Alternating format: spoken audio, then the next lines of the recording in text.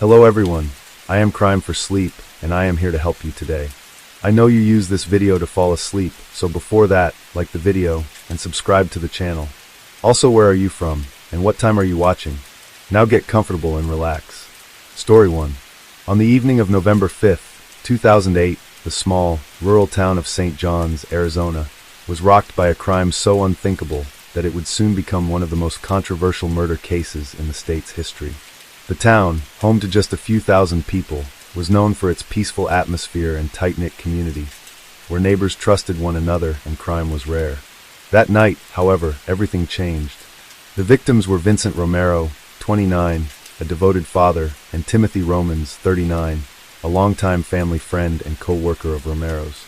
Both men were shot multiple times inside Romero's home, their bodies left in a scene of shocking violence that did not align with the town's usual tranquility. What made this crime even more disturbing, however, was not just the brutality of the act, but the identity of the suspected killer. The call to 911 came from a co-worker of Timothy Romans, who had grown concerned when he failed to show up for work. When officers arrived, they found an unsettling scene inside the house. Blood pooled on the floor, bullet casings littered the ground, and the eerie stillness of the home only added to the sense of unease. At first glance, the police considered multiple possibilities: a break-in, a robbery gone wrong, or even a personal dispute that had escalated to deadly violence. As officers began their investigation, something didn't quite add up. There were no signs of forced entry. The victims appeared to have been shot at close range, suggesting the killer had been inside the home with them. Then, as detectives pieced together the timeline of events, they uncovered something that left them stunned. The only other person known to be in the house at the time of the murders was Vincent Romero's 8-year-old son. It was an unfathomable possibility. How could a child, barely old enough to understand death, be capable of such a crime? Yet, as officers questioned the young boy, they noticed inconsistencies in his story. He claimed to have come home from school to find his father and Romans dead, but small details in his account didn't align with the evidence at the scene. When pressed further, he grew nervous, avoiding eye contact and struggling to answer basic questions about what had happened that evening. Investigators then turned their attention to the murder weapon, a .22 caliber rifle. The rifle, which had been used to fire multiple rounds, was not a weapon typically associated with impulsive violence. It required deliberate reloading, meaning the shooter had to make the conscious decision to fire again and again. As law enforcement processed the evidence, an unsettling realization took hold. If the boy was responsible, then this was not a single accidental shot. It was multiple, intentional acts of violence. The community of St. John's, a place where children rode their bikes freely in the streets and doors were often left unlocked, suddenly found itself questioning everything it thought it knew about innocence, trust, and the capacity for darkness in even the youngest of minds. As the investigation deepened, detectives faced a dilemma unlike anything they had encountered before. The idea that an 8-year-old child could commit such a brutal act was almost impossible to comprehend. Yet, the evidence continued to point in a single, chilling direction. In their initial interview with the boy, authorities tried to tread carefully. They knew they were dealing with someone who was not only young, but also possibly traumatized by what had happened. At first, the child repeated the same story, that he had come home from school to find his father and Timothy Romans already dead. He claimed to have been scared and confused, not knowing what to do. However, as investigators pressed for details, inconsistencies began to emerge. When asked what time he arrived home, his answers varied. He struggled to explain why there were no signs of forced entry. And most notably, he seemed unusually detached from the horror of finding his father and a family friend murdered in cold blood. A crucial piece of evidence soon turned up: the rifle. It was a .22 caliber, a small but deadly firearm commonly used for hunting small game. When officers examined it, they noticed something significant. The weapon had been reloaded multiple times. This was not a case of a single, accidental gunshot. It required the shooter to consciously pull the trigger, eject the spent cartridge, and reload before firing again. Even more concerning, forensic analysis revealed that the boy had traces of gunpowder residue on his hands. While this alone was not definitive proof, it strongly suggested that he had fired a gun recently. The mounting evidence was becoming impossible to ignore. Still, authorities struggled with the ethical and legal implications of charging such a young child with a crime of this magnitude. In the United States, It is rare for children under 10 to be prosecuted for serious crimes, as they are often deemed incapable of understanding the consequences of their actions. However, Arizona law did not set a strict minimum age for criminal prosecution, meaning the boy could potentially be tried. Faced with this troubling reality, detectives consulted child psychologists and legal experts. Some argued that an 8-year-old could not fully grasp concepts like premeditation or intent, key elements in a murder charge. Others pointed out that the sheer brutality of the crime suggested a deeper psychological issue, one that could not simply be ignored. As pressure mounted to find answers, law enforcement decided to conduct a second interview with the boy, this time in the presence of his guardian. They approached him gently, trying to gain his trust. They asked him about his relationship with his father, about any arguments they might have had. Slowly, cracks began to form in his version of events. At one point, when asked directly whether he had ever handled the gun before, the boy hesitated. He glanced at the floor, his small hands gripping the edge of his chair. Then, in a quiet voice, he admitted something shocking. He had been taught how to use the rifle by his father. This revelation changed everything. Vincent Romero, described by friends as a loving but strict parent, had introduced his son to firearms at an early age. He believed in teaching responsibility, a common practice in rural areas where hunting was part of everyday life. According to family members, he had warned his son never to use the weapon without supervision. But something had gone terribly wrong. Investigators discovered that, in the days leading up to the murders, the boy had reportedly been disciplined for misbehaving. His father had taken away certain privileges, which may have led to feelings of resentment. Could this have been a factor?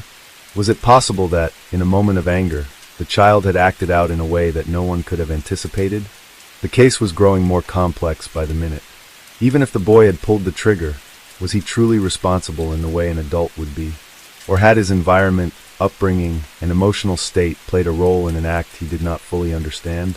As authorities prepared to make a decision about whether to charge him, the town of St. John's found itself divided. Some believed the boy was a cold-blooded killer who needed to face justice. Others saw him as a victim of circumstance, a child who had been exposed to deadly weapons and lacked the maturity to control his impulses. What was certain, however, was that nothing would ever be the same again. In the days following the shocking crime, the town of St. John's became the center of a growing national controversy. News vans lined the streets, reporters swarmed outside the police station, and television crews set up live broadcasts in front of the courthouse. The unimaginable nature of the crime, an 8-year-old boy accused of murder, captivated the nation. People across America debated the case, struggling to understand how something so horrific could have happened in such a small, quiet town. The boy remained in police custody, though officials struggled with the ethics of how to handle him. He was too young to be placed in an adult jail, yet the severity of the crime made it impossible to treat him as an ordinary juvenile offender. He was held in a juvenile detention facility, separated from other children, as legal experts and psychologists assessed his mental state. The town, once peaceful and unremarkable, had become divided. Some saw him as a child who had been failed by the adults around him, while others believed he was a cold-blooded murderer who needed to be held accountable. As detectives reviewed the case, they uncovered more details about the events leading up to the murders. Vincent Romero, the boy's father, was known to be a strict but loving parent. He had recently remarried, and his new wife had encouraged him to be firmer in disciplining his son. According to family friends, the boy had been struggling with the changes in his home life. He had started acting out at school, becoming withdrawn and uncooperative. His father, in response, had tried to teach him discipline. In the days leading up to the crime, the boy had been punished for misbehavior, though the exact details of the punishment remained unclear. The rifle used in the shooting had been a gift to the boy from his father, an act that many found deeply troubling in hindsight. In rural areas, it was not uncommon for children to be taught how to handle firearms at a young age. Hunting and gun ownership were part of the culture, and Vincent Romero had likely seen the rifle as a way to teach his son responsibility. However, responsibility was something the child had not yet fully developed. The more investigators examined the situation, the more they questioned whether the boy had understood the finality of his actions. The forensic evidence was damning. The gunshot residue on the boy's hands suggested he had fired the weapon. The angle of the wounds indicated the shooter had been standing at a lower height, consistent with a child.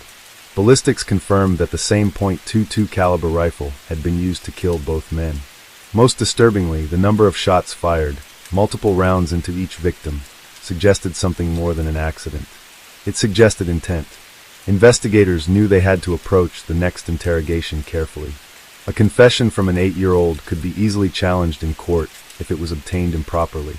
The boy was questioned again, this time with a trained psychologist present to observe his behavior.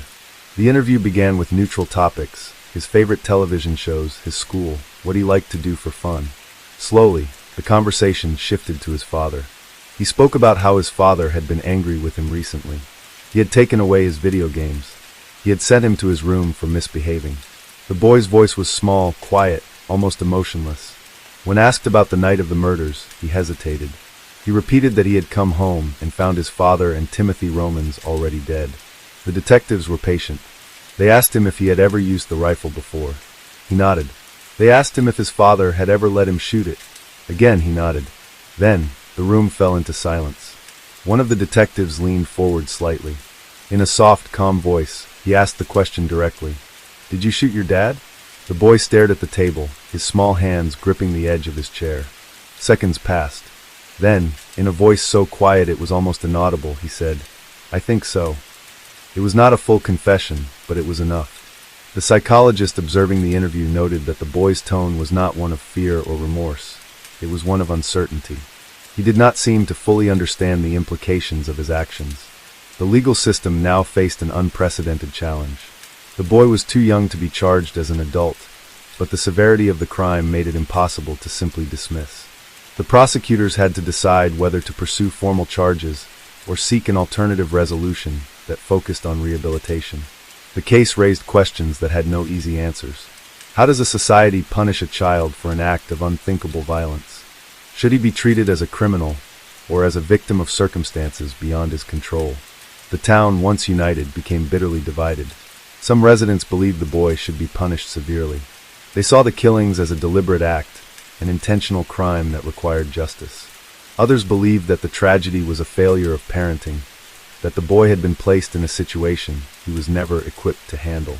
As the legal battle began, the weight of the situation fell upon everyone involved. The prosecution knew that trying to convict an 8-year-old for murder would be an uphill battle. The defense sought to prove that the boy had not acted with true intent, arguing that he did not fully comprehend the reality of what he had done. In the courtroom, the boy sat quietly, his feet barely touching the floor. He did not look like a killer. He looked like a child, lost in a world he did not understand.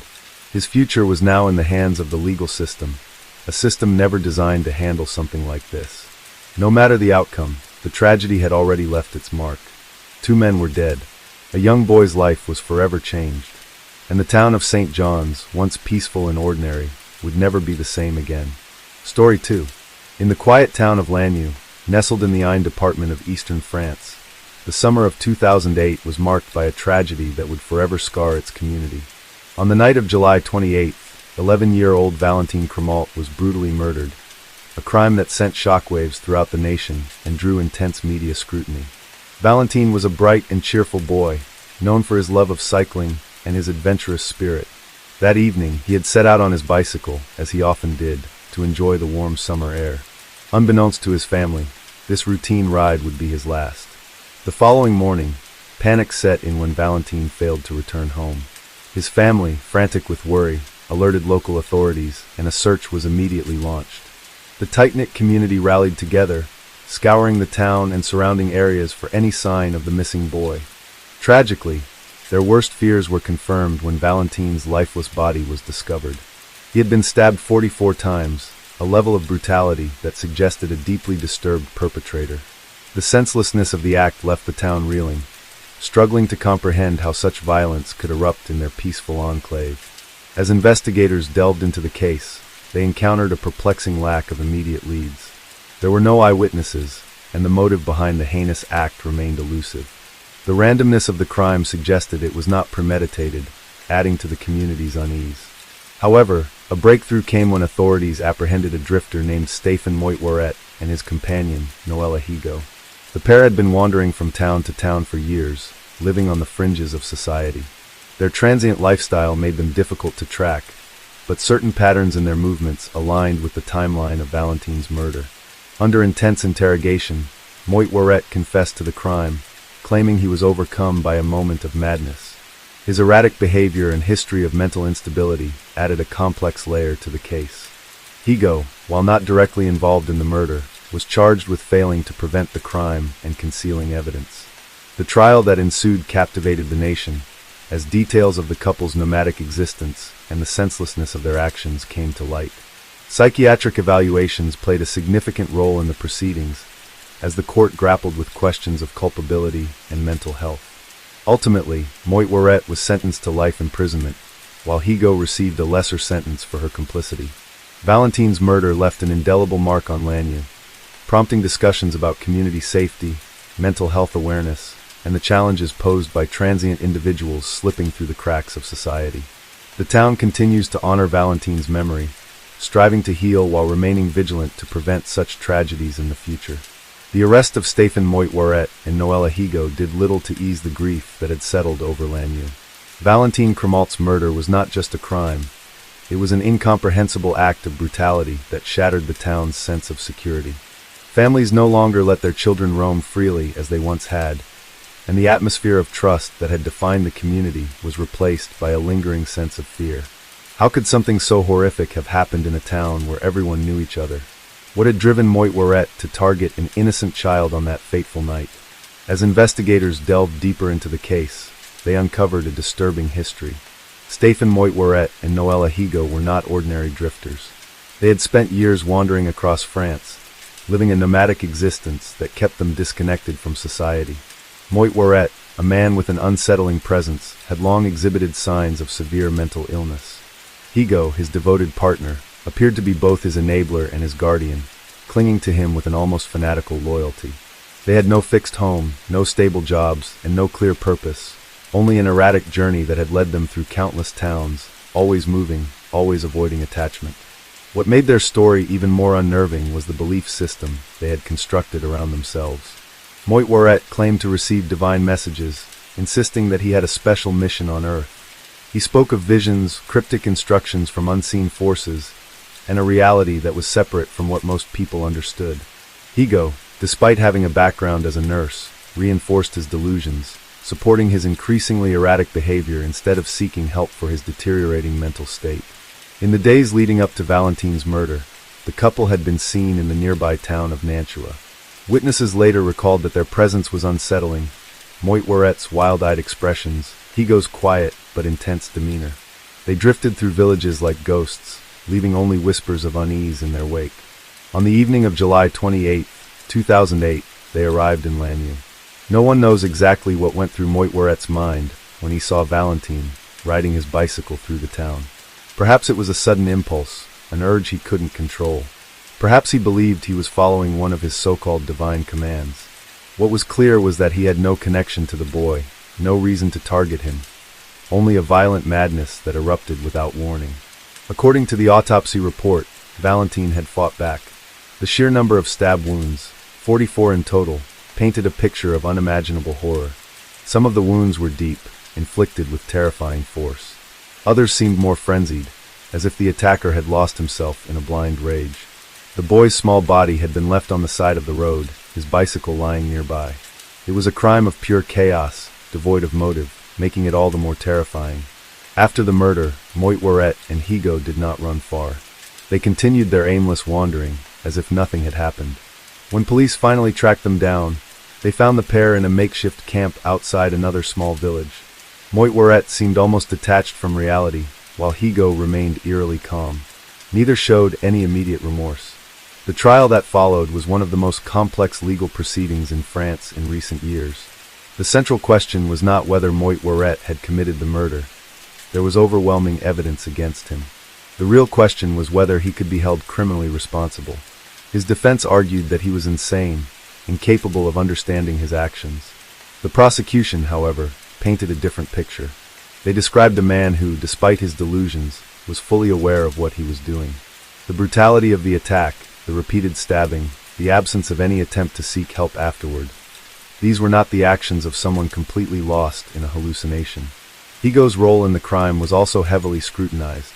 While she had not physically harmed Valentine, her unwavering devotion to Moitworette had allowed his descent into madness to continue unchecked. Prosecutors argued that she had a duty to intervene, to seek help before his instability turned deadly. Some saw her as a victim, trapped in an abusive and manipulative relationship. Others saw her as an accomplice, a willing participant in the nightmare that had unfolded. Psychiatrists were called in to evaluate Moitworette's mental state. Their findings were disturbing. He suffered from severe schizophrenia, characterized by paranoid delusions and a complete detachment from reality. Yet, some experts argued that he still retained enough awareness to be held accountable. The debate over his mental state dragged on for months, dividing public opinion. Valentine's family attended every hearing, their faces marked by grief that would never fade. His parents spoke of their son's dreams, his love of adventure, his kindness. They spoke of the unbearable pain of losing him in such a brutal manner. They wanted justice, but justice, in this case, was not easy to define. As the trial neared its conclusion, the question remained: was this a case of cold-blooded murder, or was it the tragic result of an untreated mental illness spiraling out of control? The answer would determine whether Moitworette would spend the rest of his life in prison or in a psychiatric facility. But for Valentine's family, no verdict could undo the loss they had suffered. Their son was gone, taken by a force they could neither predict nor understand, and nothing could bring him back. The final days of the trial were filled with tension, heated debates, and a sense of exhaustion that weighed heavily on everyone involved.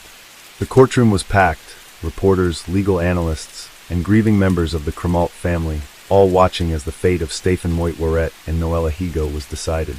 Outside, crowds gathered, some demanding the harshest punishment possible, others questioning whether a man as mentally disturbed as Moitworette should even stand trial in the first place.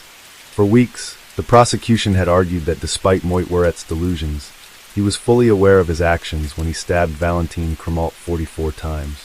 They described the brutal nature of the attack in detail, forcing the court to confront the unimaginable violence inflicted on an innocent child. They pointed to Moitworette's ability to flee, his attempts to cover his tracks, and his prior history of erratic but deliberate behavior as evidence that he was not completely detached from reality. If he had truly believed he was following some divine command, why had he shown signs of evasion afterward? Why had he not turned himself in? The defense countered with an equally compelling argument.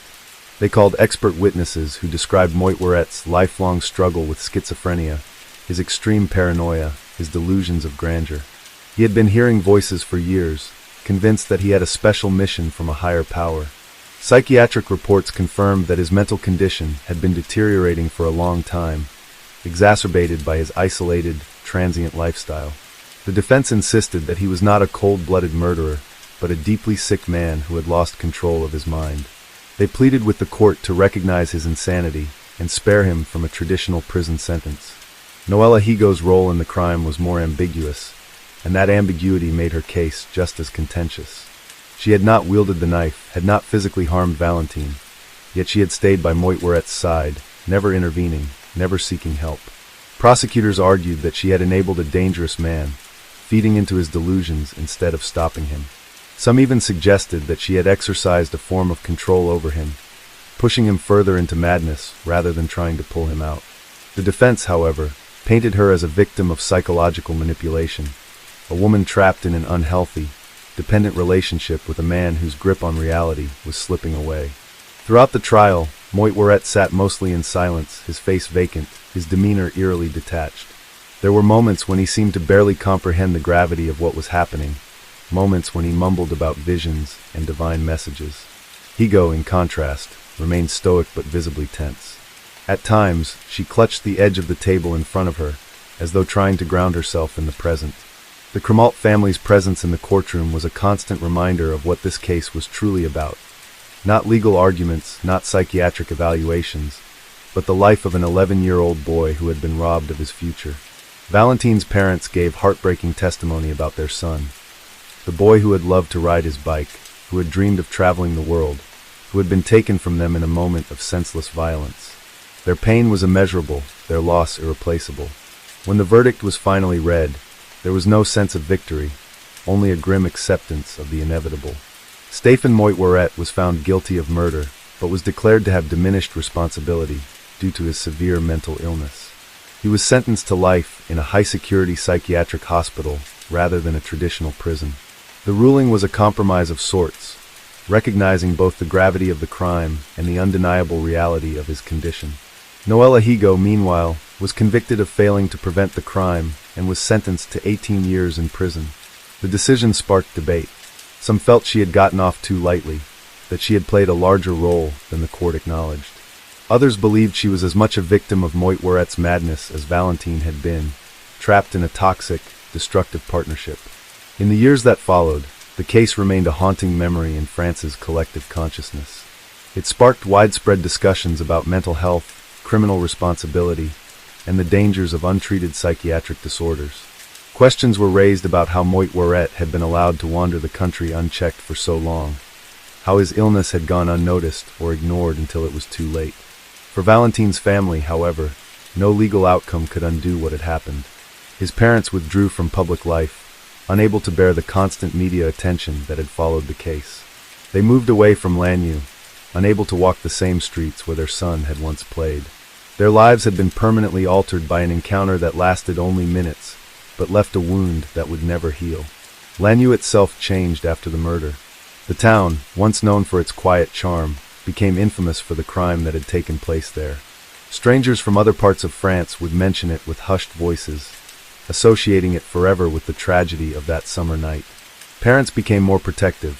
Children were no longer allowed to play outside as freely, and a deep-seated anxiety lingered long after the case had been closed. Moitouret remains confined in a psychiatric hospital, undergoing treatment that came far too late. His condition has reportedly not improved significantly. He continues to talk about his mission, his voices, his visions of a reality separate from the one everyone else lives in. Higo, meanwhile, served her time and was eventually released, disappearing from public view. Some believe she was a passive bystander who failed to act, while others see her as a manipulative presence who had fueled Moitouret's madness rather than stopping it. But for those who knew Valentine, none of these details truly matter. His story is not about Moitouret's illness or Higo's complicity. It is about an innocent boy whose life was stolen in an act of senseless, unprovoked violence. It is about a family that lost their child, a town that lost its innocence, and a nation that was forced to confront the darkest corners of the human mind. And in the end, it is about the tragedy of a life that should have been so much more, a life that ended far too soon, in a moment that can never be undone. Story 3. In the early hours of June 29, 2008, the quiet neighborhood of New Cross in southeast London was shattered by a crime of unimaginable brutality. Two French postgraduate students, Laurent Bonomo and Gabriel Ferez, both 23, were found murdered in a ground-floor flat on Sterling Gardens. The sheer savagery of the attack and the subsequent arson that sought to conceal it sent shockwaves through both the local community and their homeland, prompting an intense investigation by the Metropolitan Police. Laurent Bonomo and Gabriel Ferez were biochemistry students from the esteemed Polytech Clermont-Ferrand in France. They had arrived in London as part of a 3-month exchange program at Imperial College, eager to advance their research and immerse themselves in the cultural tapestry of the city. Described by peers and professors alike as brilliant and dedicated, both young men had promising futures ahead of them. On that fateful night, emergency services were summoned to the flat due to reports of a fire. Upon extinguishing the flames, firefighters made a gruesome discovery: the bound and mutilated bodies of Bonomo and Ferez. The post-mortem examinations revealed a level of violence that was both frenzied and methodical. Bonomo had suffered an astonishing 196 stab wounds, while Ferez had been stabbed 47 times. The majority of the injuries were concentrated on their heads, necks, and chests, indicating a prolonged and torturous ordeal. The fire, deliberately set using a petrol-like accelerant, was intended to destroy evidence, but instead drew immediate attention to the heinous crime. Investigators faced immense pressure to solve the case swiftly, given its international implications and the sheer horror of the act. Initial inquiries uncovered that, just a week prior to the murders, Bonomo's flat had been burgled, with a laptop reported stolen. This led detectives to consider whether the same perpetrator was involved or if the burglary and murders were coincidental. The absence of forced entry suggested that the victims might have known their assailant, or perhaps the door had been left unsecured, a common practice in shared accommodations. As the investigation progressed, A significant breakthrough came when witnesses reported seeing a man fleeing the scene shortly after the fire was set. An e-fit was released, depicting a white male, aged between 30 and 40 of slight build, wearing a light-colored baseball cap and a dark top emblazoned with the word Junfan. This image, disseminated widely through media channels, prompted numerous tips from the public, each meticulously followed up by the police. The brutality of the murders, combined with the youth and potential of the victims, resonated deeply in both the UK and France. Vigils were held in their honor, with communities coming together to mourn the loss and express solidarity. The French government, alarmed by the violent deaths of its citizens abroad, collaborated closely with British authorities, offering resources and support to ensure justice was served. Despite the e-fit and public appeals, the investigation faced challenges. The lack of clear motive, combined with the calculated attempt to erase evidence through arson, suggested a perpetrator who was both reckless and cunning. Detectives delved into the backgrounds of Bonomo and Ferez, searching for any clues that might hint at a reason for such targeted aggression. However, both were found to be exemplary students with no known enemies or involvement in activities that could provoke such violence. As days turned into weeks, the pressure mounted. The media scrutiny intensified, with headlines questioning the safety of international students in London and the efficacy of the police response. Behind the scenes, detectives worked tirelessly, re-examining evidence, conducting interviews, and liaising with international agencies. The haunting question remained: who could commit such a monstrous act and why? Unbeknownst to the public, the investigation was on the cusp of a breakthrough that would shed light on the dark recesses of human nature and bring a semblance of justice to the grieving families of Laurent Bonomo and Gabriel Ferez. The police knew that solving the murders of Laurent Bonomo and Gabriel Ferez would require piecing together a puzzle where the most crucial elements were hidden in the ashes of the crime scene.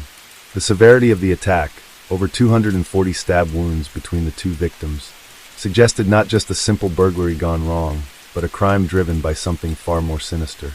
Was it rage? Was it premeditated? Or was it the random act of a deeply disturbed individual? Investigators had to find out, and they had to do it fast. As forensic teams combed through the scorched remains of the flat, they found evidence that suggested the fire had been started deliberately using an accelerant.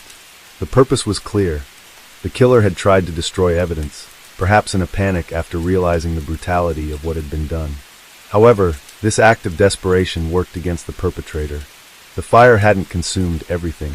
Hidden beneath layers of soot and debris, key pieces of evidence remained intact, offering potential clues that would bring investigators closer to the truth. One of the most significant discoveries was a discarded latex glove near the bodies, partially melted by the fire.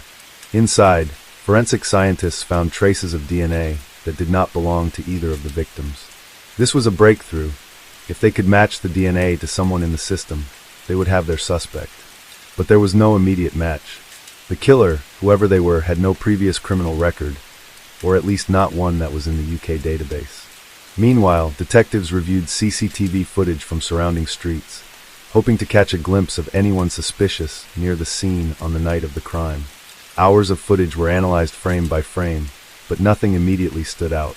The person who set the fire had moved carefully, avoiding the main roads where cameras were positioned. The only real lead came from eyewitness reports. A man seen running from the scene wearing a dark top with the word Junfan on it. It wasn't much, but it was a start. As investigators worked tirelessly behind the scenes, the impact of the murders rippled through the community. Friends and fellow students of Laurent and Gabriel were devastated. Many spoke to the press about their memories of the two young men, how passionate they were about science, how they had come to London full of excitement for their futures. Their families, still in France, were in a state of shock, struggling to comprehend how their sons, who had only wanted to further their education, had met such a horrific fate. The pressure on law enforcement increased daily. The French government was closely monitoring the investigation, demanding swift action and justice for their citizens. The British media was relentless in its coverage, with headlines questioning the safety of foreign students in London and criticizing the Metropolitan Police for not making an arrest sooner. Public fear grew, with speculation that a violent predator was on the loose, possibly targeting students. As part of their efforts, detectives expanded their search beyond just forensic evidence. They began looking into the victims' final days, hoping to uncover anything that might provide insight into why they were targeted. Laurent Bonomo's laptop had been reported stolen just a week before the murders. Could there be a connection? Was it possible that someone had broken in once before and then returned, escalating from burglary to murder? Investigators re-interviewed neighbors, hoping to find new witnesses who might have seen something unusual in the days leading up to the attack. Some recalled seeing unfamiliar faces around the building, but nothing concrete stood out. Others mentioned hearing noises coming from the flat on the night of the crime, though no one had suspected anything out of the ordinary at the time. Then a breakthrough came. A credit card belonging to one of the victims had been used after their deaths. Detectives traced the transaction to a shop in South London, where security cameras had captured an image of the person using the card. The man in the footage was thin, with a hood pulled up over his head. While his face was partially obscured, investigators believed he could be the same person described by witnesses fleeing the crime scene. With this new lead, police intensified their efforts to identify the man. They released the CCTV footage to the public, asking anyone who recognized him to come forward. The response was immediate. Multiple calls flooded in, many of them pointing to the same name, Dano Sonex. Sonex, a 23-year-old with a long history of violent crime, was no stranger to the justice system. He had been arrested numerous times for burglary, assault, and weapons possession. Most disturbingly, he had been released from prison just weeks before the murders due to a clerical error that allowed him back onto the streets earlier than intended. Had that error cost two young men their lives? Detectives now had a name, a face, and a trail to follow. But they needed solid evidence to connect Sonex to the crime beyond suspicion alone. As they moved to track him down, they discovered he wasn't acting alone. There was another man, Nigel Farmer, an acquaintance of Sonex with a similarly troubled past. Together, they had formed a dangerous duo, one that was about to be brought to justice. But would it be too late? And what exactly had driven them to commit such an act of savagery? The answers would be revealed in the days that followed, as police closed in on the two men responsible for one of the most horrific crimes in recent British history. As the manhunt for Dano Sonex and Nigel Farmer intensified, the Metropolitan Police worked around the clock to locate and apprehend the suspects before they could flee or, worse, strike again. The brutal nature of the crime had left many wondering whether this was an isolated incident or if these men were capable of committing further violence. Through a combination of forensic evidence, witness statements, and CCTV footage, detectives pieced together the horrifying sequence of events that had led to the deaths of Laurent Bonomo and Gabriel Ferez. They believed that Sonex and Farmer had entered the flat either by force or through an unlocked door with the intention of robbing the students. But something had gone terribly wrong. Investigators speculated that Bonomo and Ferez had woken up during the burglary, possibly confronting the intruders. Instead of fleeing, Sonex and Farmer had turned to extreme violence. They tied up the two young men, tortured them for hours, and repeatedly stabbed them. The sheer number of wounds, 196 on Bonomo alone, suggested an uncontrollable frenzy, an attack fueled by rage, sadism, or possibly even a twisted desire to eliminate any witnesses. After the brutal murders, the killers had attempted to cover their tracks.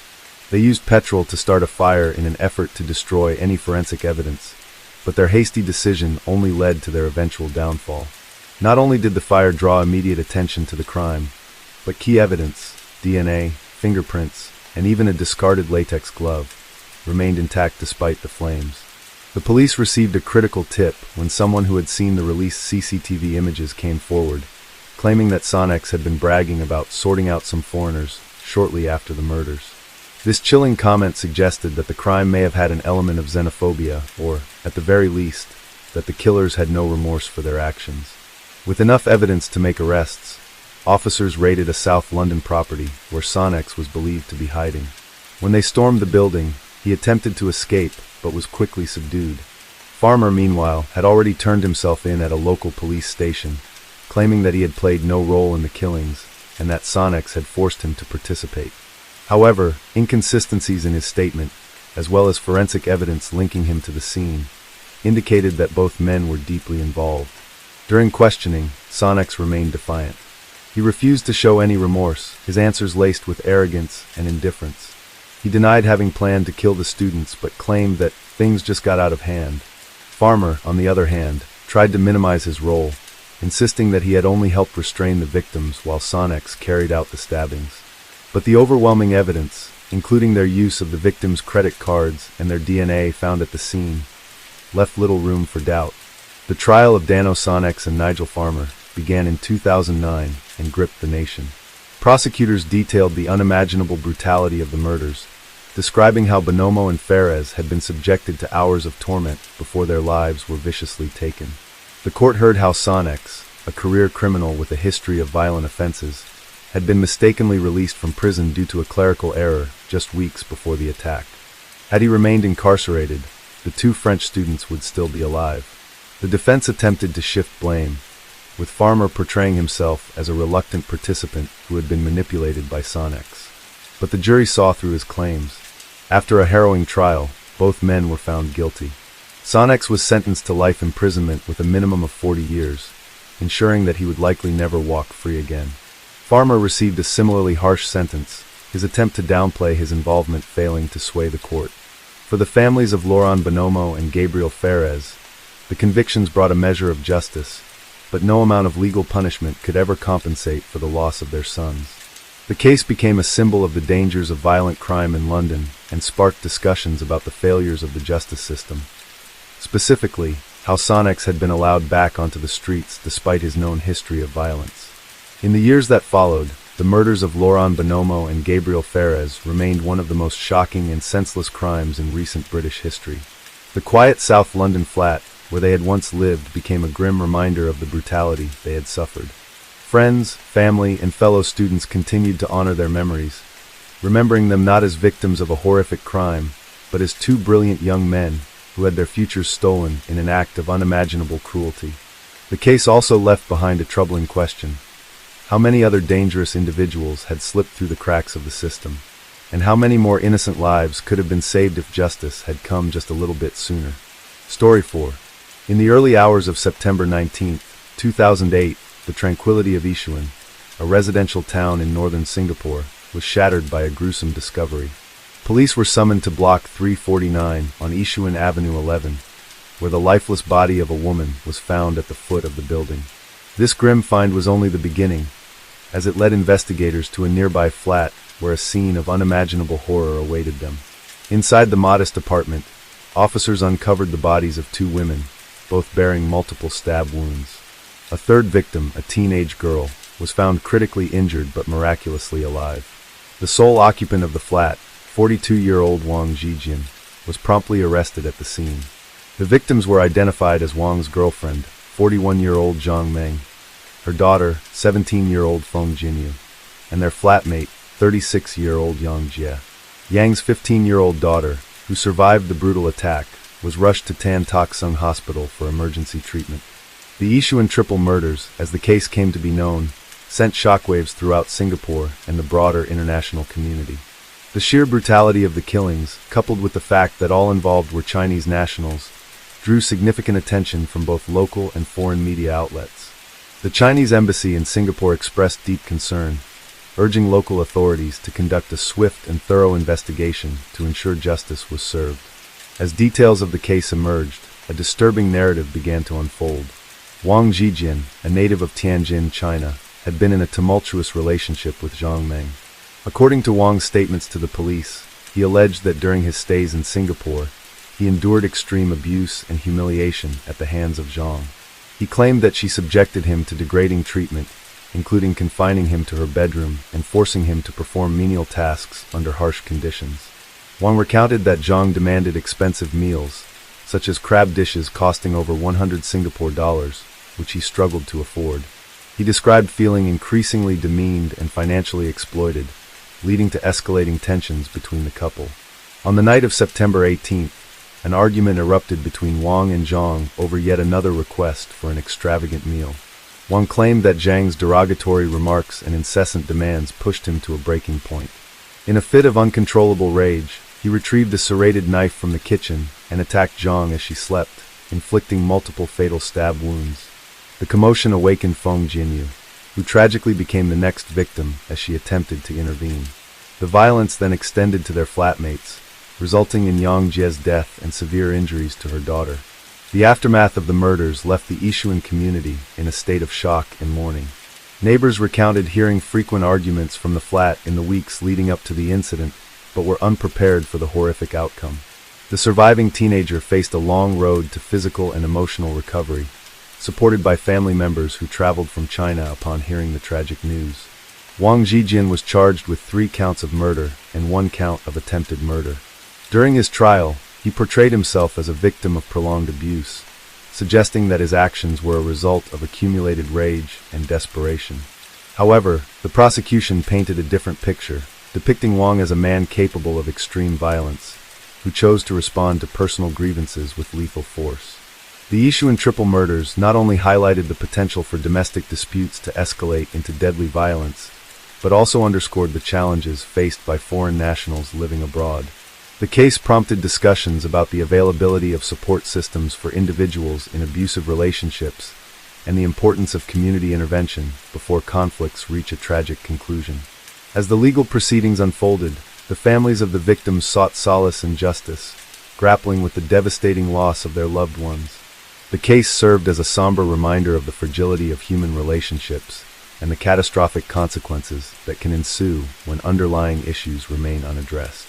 As the investigation into the Ishuan murders deepened, the Singaporean authorities meticulously reconstructed the series of events leading up to the brutal killings. Detectives interviewed neighbors, gathered forensic evidence, and examined Wang Zhijian's past to determine the full scope of what had transpired in that small, ordinary flat that had become a gruesome crime scene.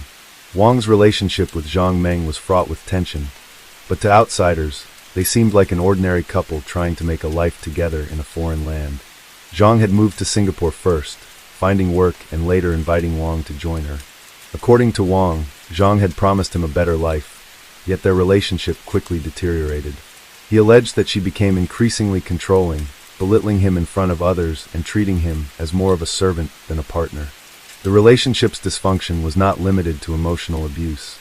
There were also financial pressures. Wang, who struggled to find stable employment, was frequently asked to fund Zhang's extravagant lifestyle. She insisted on expensive meals and costly gifts, spending beyond their means. Wang later claimed that he felt trapped, both financially and emotionally, with no way to escape the escalating cycle of humiliation. However, Zhang's friends and acquaintances painted a different picture. To them, Zhang was a confident, independent woman who had worked hard to establish herself in Singapore. They refuted Wang's claims of mistreatment, suggesting instead that he was jealous and possessive. They described him as a man who resented Zhang's financial independence and the close relationship she had with her daughter, Feng Jinyu. Some even recalled instances where Wang had shown signs of erratic behavior, hinting at underlying issues that might have contributed to the explosion of violence that fateful night. On the evening of September 18, 2008, tensions between Wang and Zhang reached their breaking point.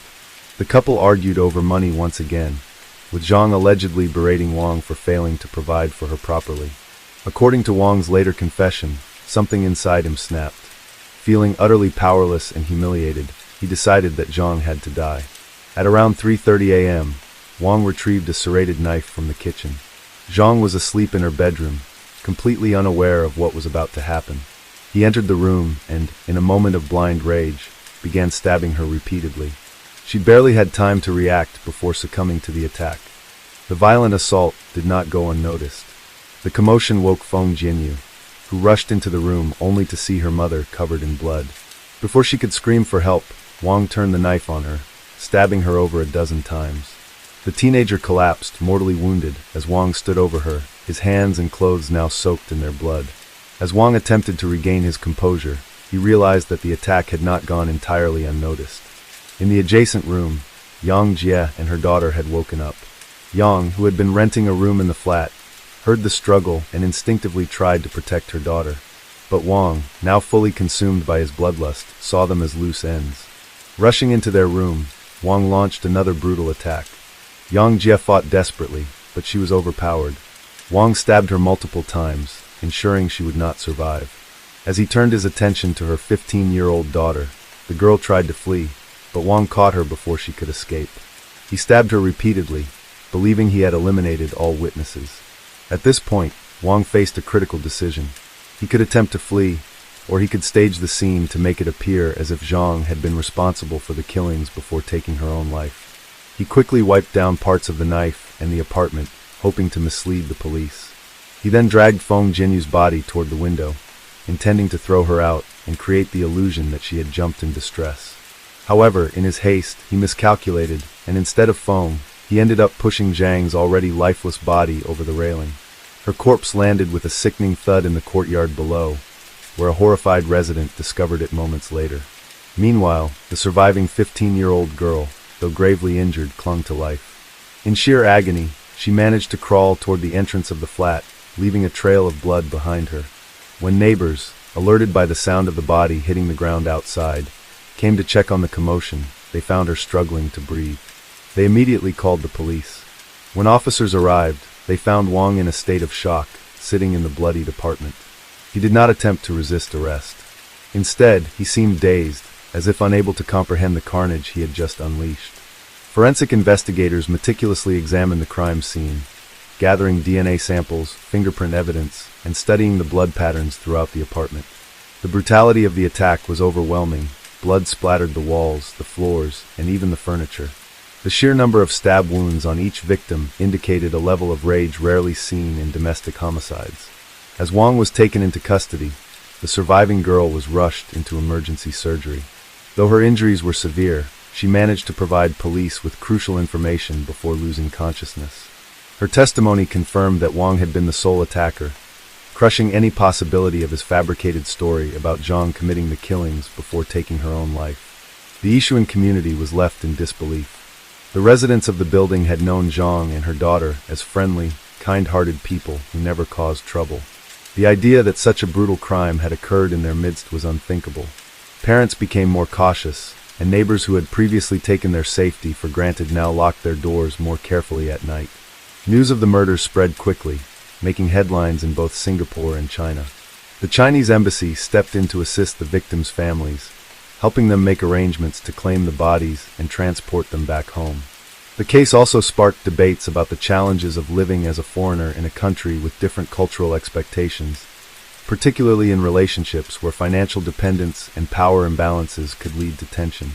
As Wang Zhijian sat in his holding cell, the gravity of his actions began to set in. The days of financial arguments, perceived slights, and personal frustrations had culminated in a bloodbath that could never be undone. Now he faced the full weight of Singapore's justice system, a system known for its strict penalties for violent crimes. His trial was set to begin in the coming months, and with overwhelming evidence against him, there was little doubt about the outcome. The question was not whether he would be found guilty, but rather how severe his punishment would be. As the trial of Wang Zhijian commenced in 2010, the courtroom was filled with a palpable tension. The Yishuan murders had shaken Singapore and China alike, and the public awaited the verdict with anticipation. The prosecution laid out its case with precision, presenting irrefutable forensic evidence, witness testimonies, and Wang's own confession, which left little room for doubt. The surviving victim, Yang Jie's 15-year-old daughter, was the most critical witness. She had suffered severe injuries, multiple stab wounds, extensive blood loss, and deep psychological trauma, but had miraculously lived to recount the horror of that night. When she took the stand, the courtroom fell into a heavy silence.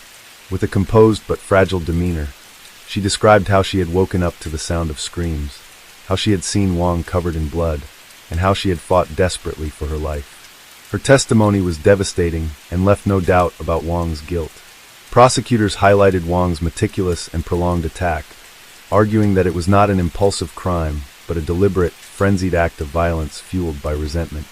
They described how he had stabbed Zhang Meng multiple times in her sleep, turned his knife on her daughter when she tried to intervene, and then proceeded to eliminate the other two women who might have been witnesses. They pointed out that his claim of being forced into violence by Zhang's alleged mistreatment was nothing more than an attempt to deflect responsibility. The court was also presented with forensic evidence that contradicted Wang's attempts to minimize his role. Blood splatter analysis revealed that the attacks had occurred over an extended period, suggesting that he had ample opportunity to stop, but had instead chosen to continue his rampage.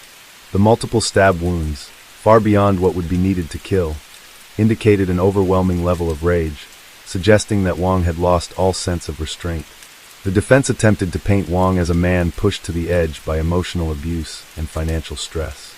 They argued that his prolonged suffering at the hands of Zhang Meng had created a psychological breakdown, leading him to act out in an uncontrollable fit of rage. However, the prosecution countered that nothing could justify the calculated brutality of the attack. Moreover, the evidence showed that Wang had not simply lashed out once. He had systematically gone from room to room, ensuring that no one survived. As the trial progressed, it became clear that Wang had no viable defense.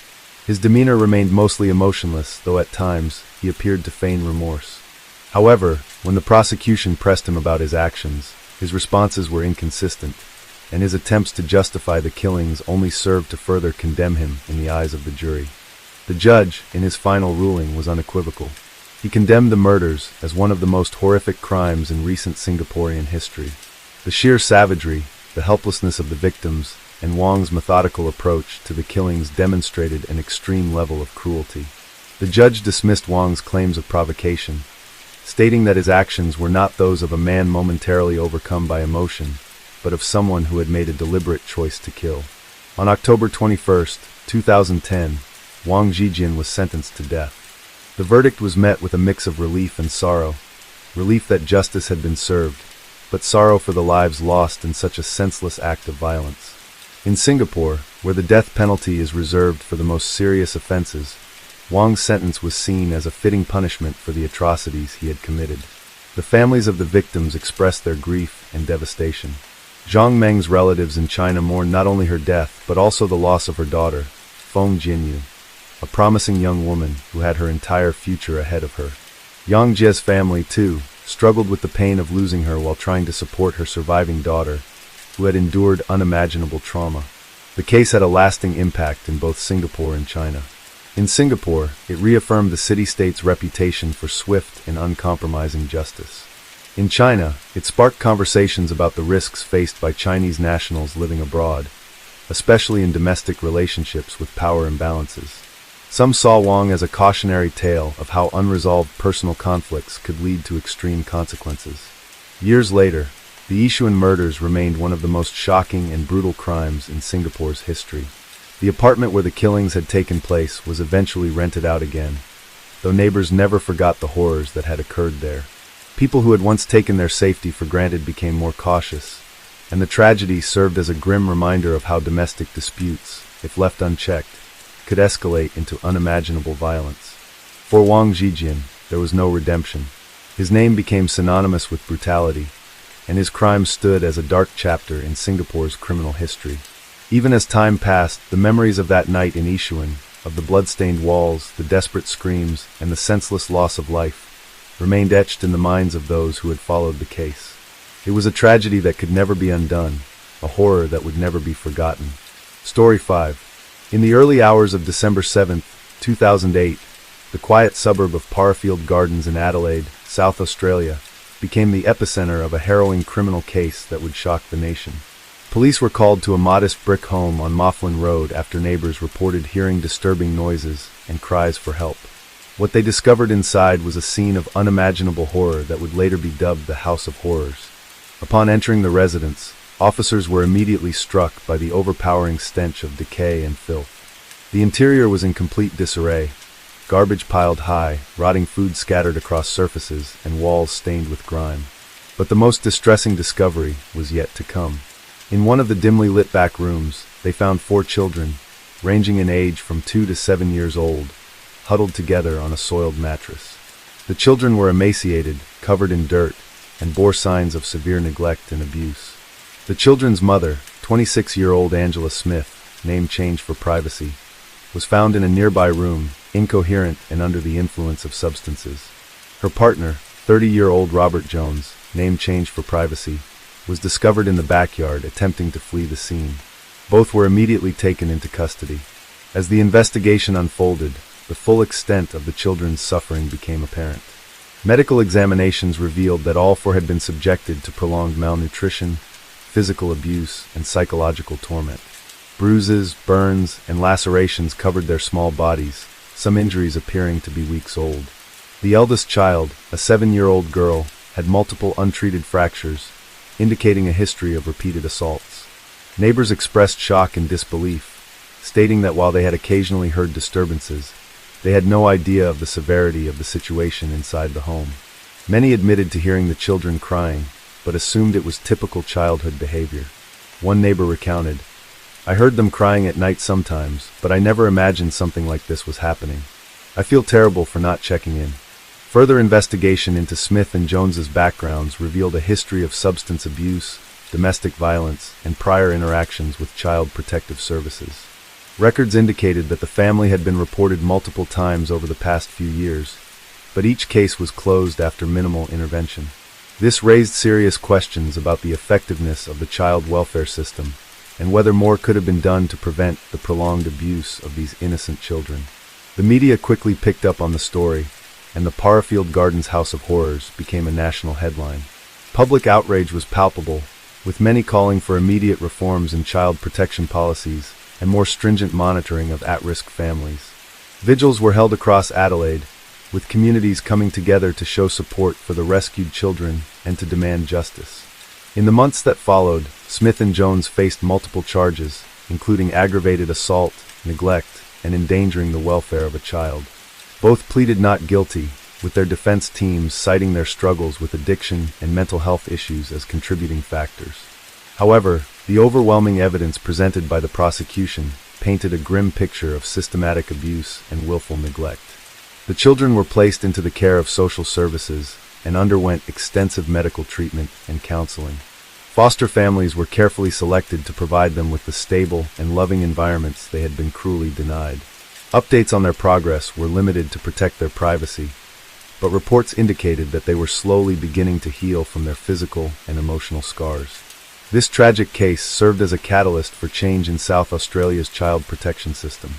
Reviews were conducted, policies were re-evaluated, and efforts were made to ensure that warning signs would not be overlooked in the future. While no amount of reform could erase the trauma endured by the children of Parafield Gardens, it was a collective hope that such measures would prevent similar tragedies from occurring. The House of Horrors case remains a somber reminder of the vulnerabilities faced by children in abusive households and the paramount importance of vigilance, community involvement, and robust protective services to safeguard the well-being of the youngest members of society. The legal proceedings against Angela Smith and Robert Jones were among the most highly publicized in South Australia's recent history. Public anger was immense, with heated debates on television, radio, and social media about how such prolonged abuse had gone unnoticed. Many questioned how the system had failed these children, why their cries for help had been unheard, and whether authorities had ignored warning signs. As the case proceeded, the prosecution meticulously laid out a disturbing pattern of abuse. Testimonies from social workers, medical professionals, and former acquaintances painted a grim picture of the children's suffering. The prosecution argued that Smith and Jones were fully aware of the harm they were inflicting but chose to continue, driven by a toxic mix of drug addiction, cruelty, and utter disregard for human life. The courtroom was packed when the first medical examiner took the stand. The jury listened in horror as details of the children's injuries were recounted. The eldest girl had suffered repeated beatings over the years, with evidence of old fractures that had never been treated. Some of the injuries were so severe that doctors speculated they must have been inflicted with weapons, not just fists. The youngest child, a 2-year-old boy, was found to be severely malnourished, his body weight dangerously low for his age. Scars on his tiny arms suggested he had been burned, possibly with cigarettes or boiling water. Perhaps the most heartbreaking testimony came from a social worker who had visited the family just months before the discovery of the abuse. She revealed that she had filed a report, expressing deep concerns about the children's welfare. "I knew something wasn't right," she said, her voice shaking. "But every time we checked, Angela and Robert had some excuse. They would claim the kids were sick or that they had fallen. The house was dirty, but we were never allowed inside long enough to see the full extent of it. They always found a way to push us out." There were audible gasps in the courtroom when it was revealed that the department had closed multiple reports on the family, citing insufficient evidence of abuse. Bureaucratic delays and overloaded caseworkers had allowed Smith and Jones to continue their reign of terror without consequence. One of the more shocking moments came when a forensic psychologist testified about the mental state of the eldest child, the 7-year-old girl. "She has been conditioned to believe that the abuse was normal," the psychologist explained. She didn't cry when we asked about her injuries because, to her, this was just life. She assumed all children were treated this way. When it was time for the defense to present its case, Smith and Jones's lawyers tried to shift the blame. They portrayed the couple as victims of their own troubled pasts, citing addiction and poverty as key factors. They argued that Smith had suffered abuse herself as a child and had never been given the proper resources to heal. Jones's attorney claimed that he had been suffering from severe depression, which led to substance abuse and violent outbursts. But the public had no sympathy. Their drug addiction did not excuse the suffering of the innocent children trapped in that house of horrors. Prosecutors countered that despite their struggles, Smith and Jones had repeatedly chosen drugs over the well-being of their children. They had spent money on substances while their children starved. They had locked them in rooms while they got high. They had used brutality instead of love. Midway through the trial, a particularly chilling piece of evidence was introduced. Audio recordings retrieved from a neighbor's phone. The neighbor, an older woman who lived next door, had begun recording after hearing disturbing sounds coming from the house at night. On one recording, a child's voice could be heard begging, "Please, Mommy, please stop," followed by the sound of something heavy striking flesh. Another recording captured a low, slurred voice, presumably Jones's, muttering, "Shut up before I make you shut up for good." The jury looked visibly shaken as these recordings played in the silent courtroom. Some members of the public wept. The sheer cruelty embedded in those moments was undeniable. As the trial reached its final stages, the children's fate remained uncertain. Experts debated whether they could ever recover from such prolonged trauma. The legal system could punish Smith and Jones, but what about the psychological scars left on those four innocent children? Would they ever truly feel safe again? The weight of the case extended far beyond the courtroom. It had exposed deep flaws in Australia's child protection services, flaws that had allowed these children to suffer unnoticed. The government launched an immediate review of welfare policies, promising changes to prevent another tragedy like this. Advocacy groups called for harsher penalties for child abusers, as well as increased funding for intervention programs. For the public, the case was no longer just about Smith and Jones. It was about ensuring that no child would be left in the shadows again. It was about demanding accountability from the systems meant to protect the most vulnerable. And as the trial neared its conclusion, everyone awaited the moment when justice would finally be served. As the final day of the trial approached, the atmosphere in the courtroom was tense. The prosecution had presented overwhelming evidence of prolonged abuse, and the defense had failed to convince the jury that Smith and Jones deserved leniency. The weight of public outrage was immense. There was no room for mercy for two people who had inflicted such suffering on innocent children. When the judge entered the courtroom, the room fell silent. The jury had reached a verdict. Everyone waited with bated breath as the foreman stood and delivered the words that would seal the fate of Angela Smith and Robert Jones. Guilty on all counts. There was no gasp of surprise. The evidence had been undeniable, the crimes too horrifying to ignore. The only question left was sentencing. Would the judge hand down the maximum punishment available under the law? Before sentencing, the judge took a long pause, surveying the courtroom. Then he spoke in a slow, deliberate tone. This case has shaken the conscience of this nation. The level of cruelty inflicted upon these children is beyond comprehension. You, Angela Smith and Robert Jones, have failed in your most basic duty as parents.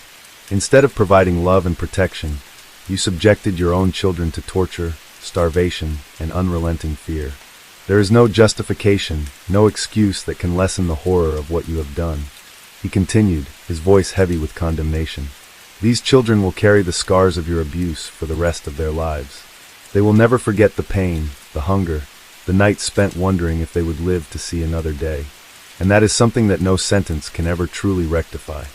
The judge then handed down the punishment. Smith and Jones were both sentenced to life in prison, with a minimum of 25 years before eligibility for parole.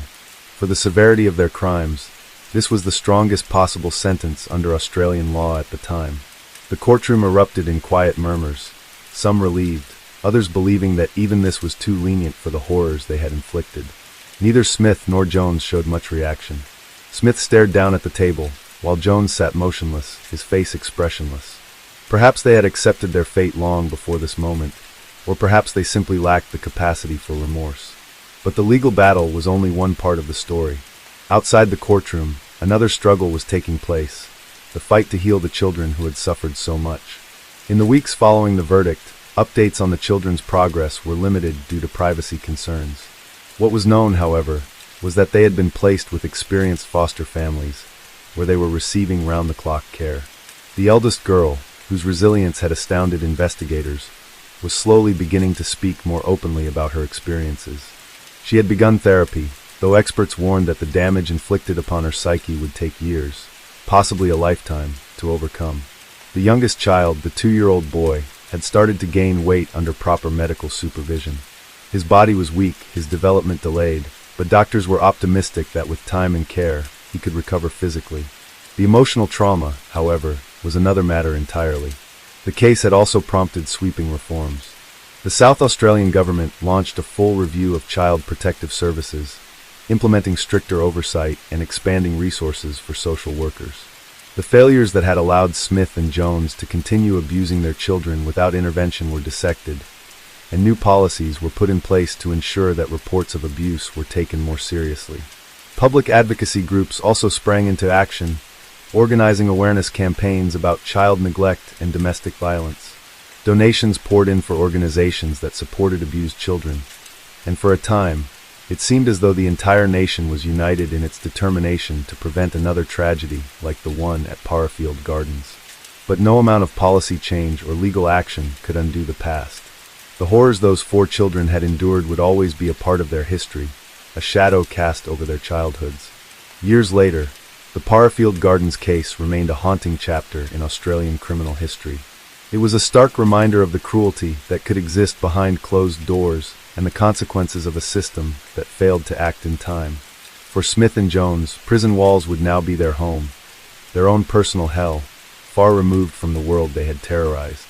And for their children, though their road to recovery would be long, there was at least one certainty. They would never have to endure that house of horrors again.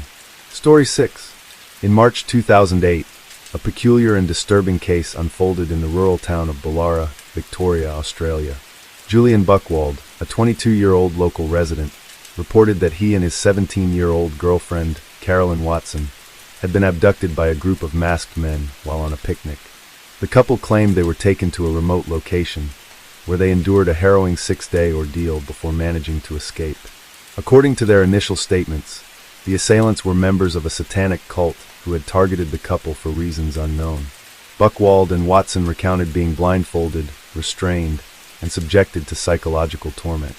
They described how they were left in the wilderness, forced to navigate through dense bushland without food or proper clothing, all the while fearing for their lives.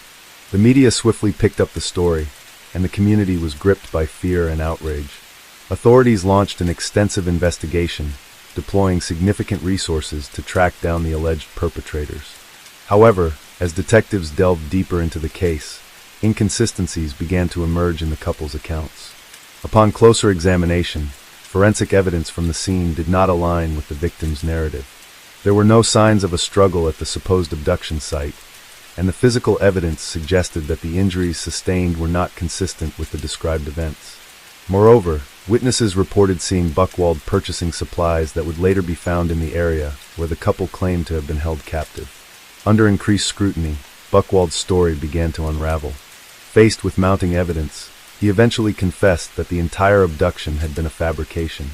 Driven by a misguided desire to test Watson's loyalty and elicit sympathy, Buchwald had orchestrated the kidnapping, going to great lengths to stage the scene and manipulate his girlfriend into believing they were in genuine danger.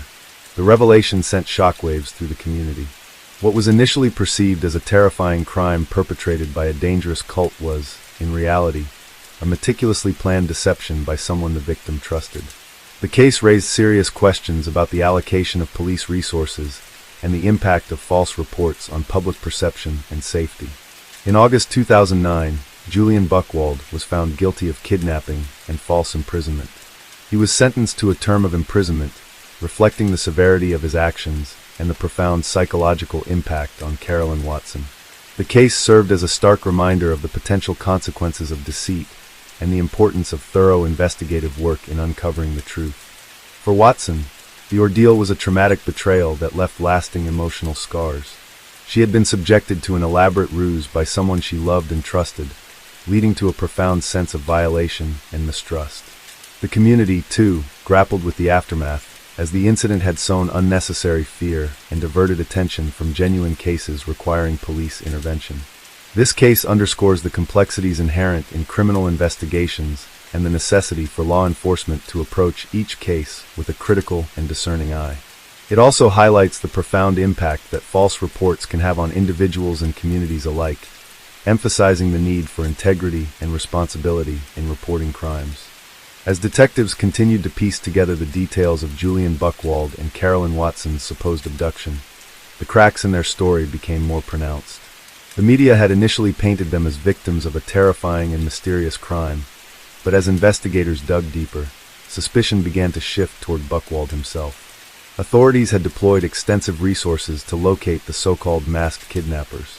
They combed through the dense Victorian bushland, searching for any evidence of cult activity, makeshift camps, or even discarded restraints that the couple claimed had been used to bind them. Yet, despite the scale of the search, nothing was found. No tracks leading to or from the alleged crime scene, no evidence of another party having been present, just the couple's own footprints leading into the wilderness. The police had their doubts early on, but they couldn't dismiss the case outright.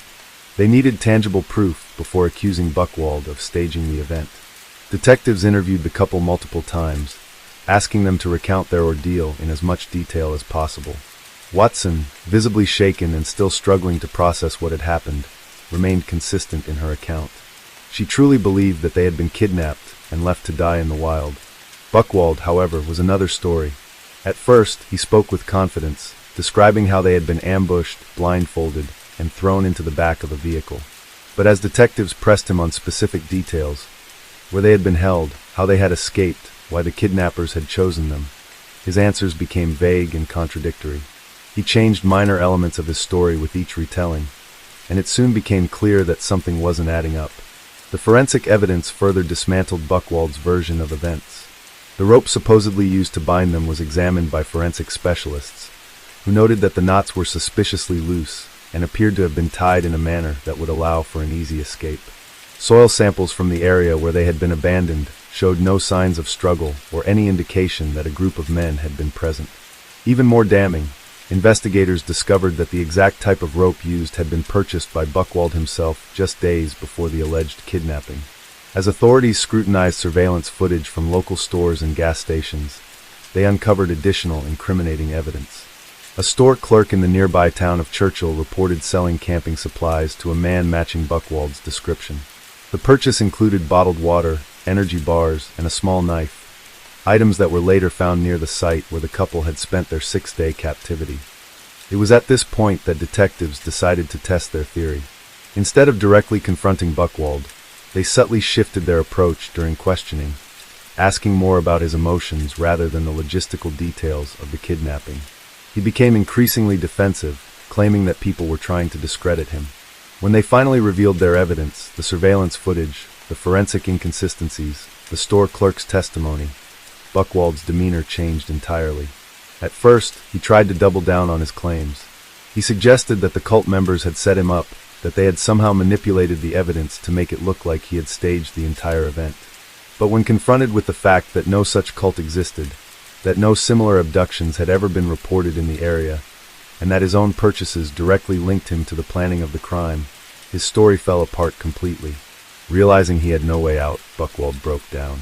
He confessed that the entire ordeal had been a fabrication, one he had orchestrated with meticulous detail to test Watson's loyalty. He wanted to see if she would stay by his side through a traumatic experience, if she truly loved him enough to endure hardship with him.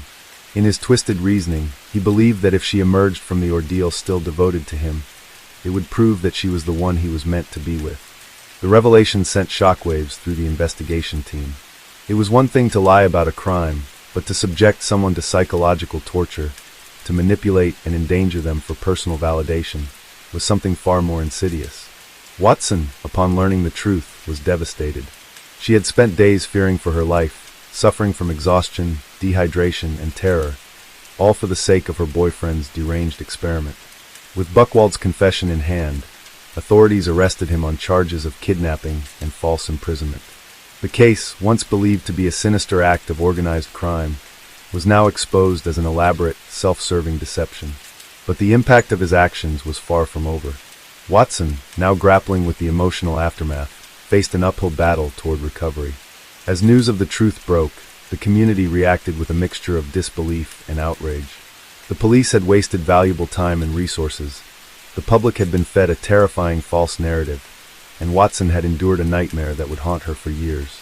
But perhaps most disturbingly, the case served as a chilling reminder of how trust could be weaponized, how someone's deepest fears could be exploited for the sake of another's selfish desires. Buchwald's trial was set to begin in the coming months, but the damage had already been done.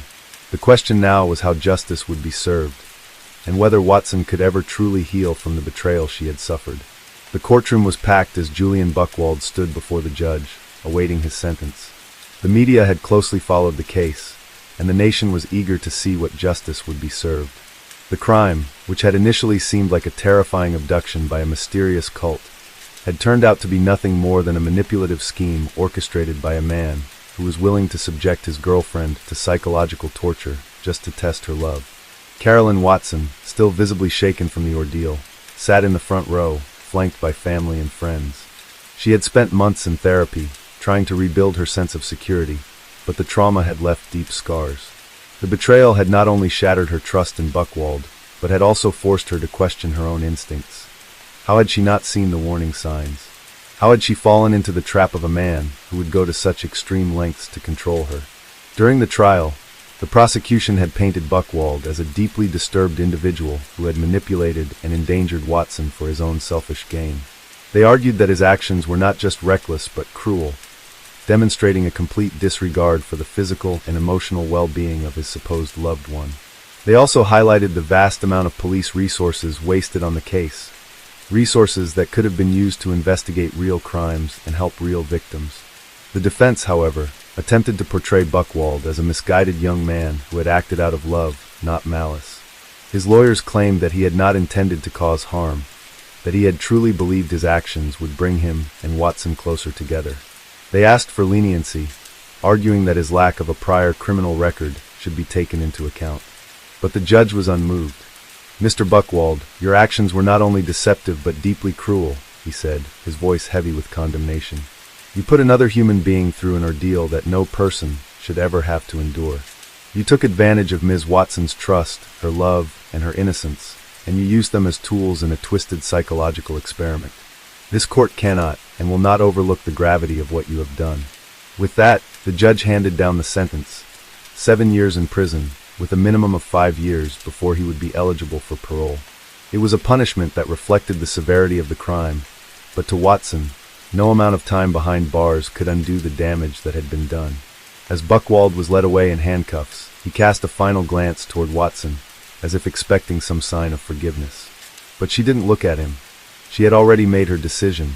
He was no longer a part of her life, and he never would be again. In the months following the trial, Watson slowly began to rebuild her life. She enrolled in university, focusing on her studies and surrounding herself with supportive friends and family. But the trauma lingered. She struggled with trust, finding it difficult to believe in the sincerity of others. Even in the most ordinary situations, walking alone at night, meeting new people, she felt a lingering sense of unease, a fear that the world was not as safe as she had once believed. The case had left a mark on the public as well. It sparked conversations about the nature of emotional manipulation and coercive control, shedding light on how abuse wasn't always physical. It could also be psychological. Advocacy groups used Watson's story to push for stronger laws against emotional abuse, arguing that crimes like these, though rare, exposed the darker side of relationships that often went unnoticed. As the years passed, Watson slowly reclaimed her sense of self. She found solace in helping others, volunteering with organizations that supported survivors of domestic abuse and coercive relationships. Her experience, as painful as it was, became a source of strength, a reminder that she had survived, that she had escaped, and that she would never allow herself to be manipulated again. Buchwald, on the other hand, faded into obscurity. After serving his sentence, he was released under strict parole conditions, but he was never able to escape the stain of his crime. The world had seen him for what he truly was, a man willing to destroy another person's sense of safety for his own twisted desires. The case of Julian Buchwald and Carolyn Watson remained one of the most bizarre criminal incidents in Australian history. A story of love turned to manipulation, trust shattered by deceit, and a victim who, despite everything, refused to be defined by the horrors she had endured. Story 7. In the early hours of June 8, 2008, the tranquil town of Mambung in Sulu, Philippines, was thrust into the national spotlight due to a brazen kidnapping that sent shockwaves through the media industry and the nation. CES Drylan, a seasoned journalist with ABS-CBN, along with her crew members Jimmy Encarnacion and Angelo Valderrama, were abducted by the notorious Abu Sayyaf Group, ASG, a militant organization with a history of kidnappings and violent extremism. Drylan and her team had ventured to Sulu to secure an exclusive interview with a high-ranking ASG leader, aiming to shed light on the group's operations and motivations. Accompanied by Professor Octavio Dinampo of Mindanao State University Sulu, who had facilitated the meeting, the team embarked on what they believed would be a groundbreaking journalistic endeavor. However, the situation took a perilous turn when, en route to the interview location, their vehicle was intercepted by armed ASG militants. The assailants swiftly overpowered the group, confiscating their equipment and personal belongings before forcibly leading them into the dense jungles of Sulu. The abduction of a prominent journalist and her crew ignited a media frenzy and prompted immediate action from both local and national authorities. The ASG, known for their brutal tactics and ransom-driven kidnappings, demanded a substantial sum for the release of the captives. Initial reports suggested that the ransom demand ranged between 10 million Cuban pesos to 30 million Cuban pesos, approximately $410,000 to $630,000. The gravity of the situation was further amplified by the ASG's history of violence against hostages who remained in captivity for extended periods. As negotiations commenced, the abductors released Valderrama on June 12, 2008, after a ransom payment of 100,000 Cuban pesos, approximately $2,250. This release was perceived as a gesture of goodwill, intended to expedite the ransom payment for the remaining hostages. The militants issued an ultimatum, threatening to execute Drylan and Encarnacion if their demands were not met by June 17. The looming deadline intensified the urgency of the negotiations, placing immense pressure on the authorities and the hostages' families. Behind the scenes, a complex web of negotiators, including local officials and intermediaries familiar with the ASG's operations, worked tirelessly to secure the safe release of the captives. Senator Lorraine Lagarde, leveraging her established connections in the region, played a pivotal role in the negotiations. Her involvement was instrumental in facilitating communication between the captors and the authorities, aiming to reach a resolution without further bloodshed. The ordeal reached a resolution on June 17, 2008, when Drylan, Encarnacion, and Dinampo were released unharmed. The circumstances surrounding their release were shrouded in ambiguity, with conflicting reports about whether a ransom was paid. While some sources indicated that financial incentives were provided to the captors, official statements from both the government and ABS-CBN maintained a policy of non-payment of ransoms, suggesting that the release was achieved through strategic negotiations and assurances. In the aftermath of their release, Drylan publicly acknowledged the recklessness of their approach, admitting that they had been betrayed by an individual who had initially offered assistance. This revelation underscored the perils journalists face when navigating volatile regions and the critical importance of stringent security protocols.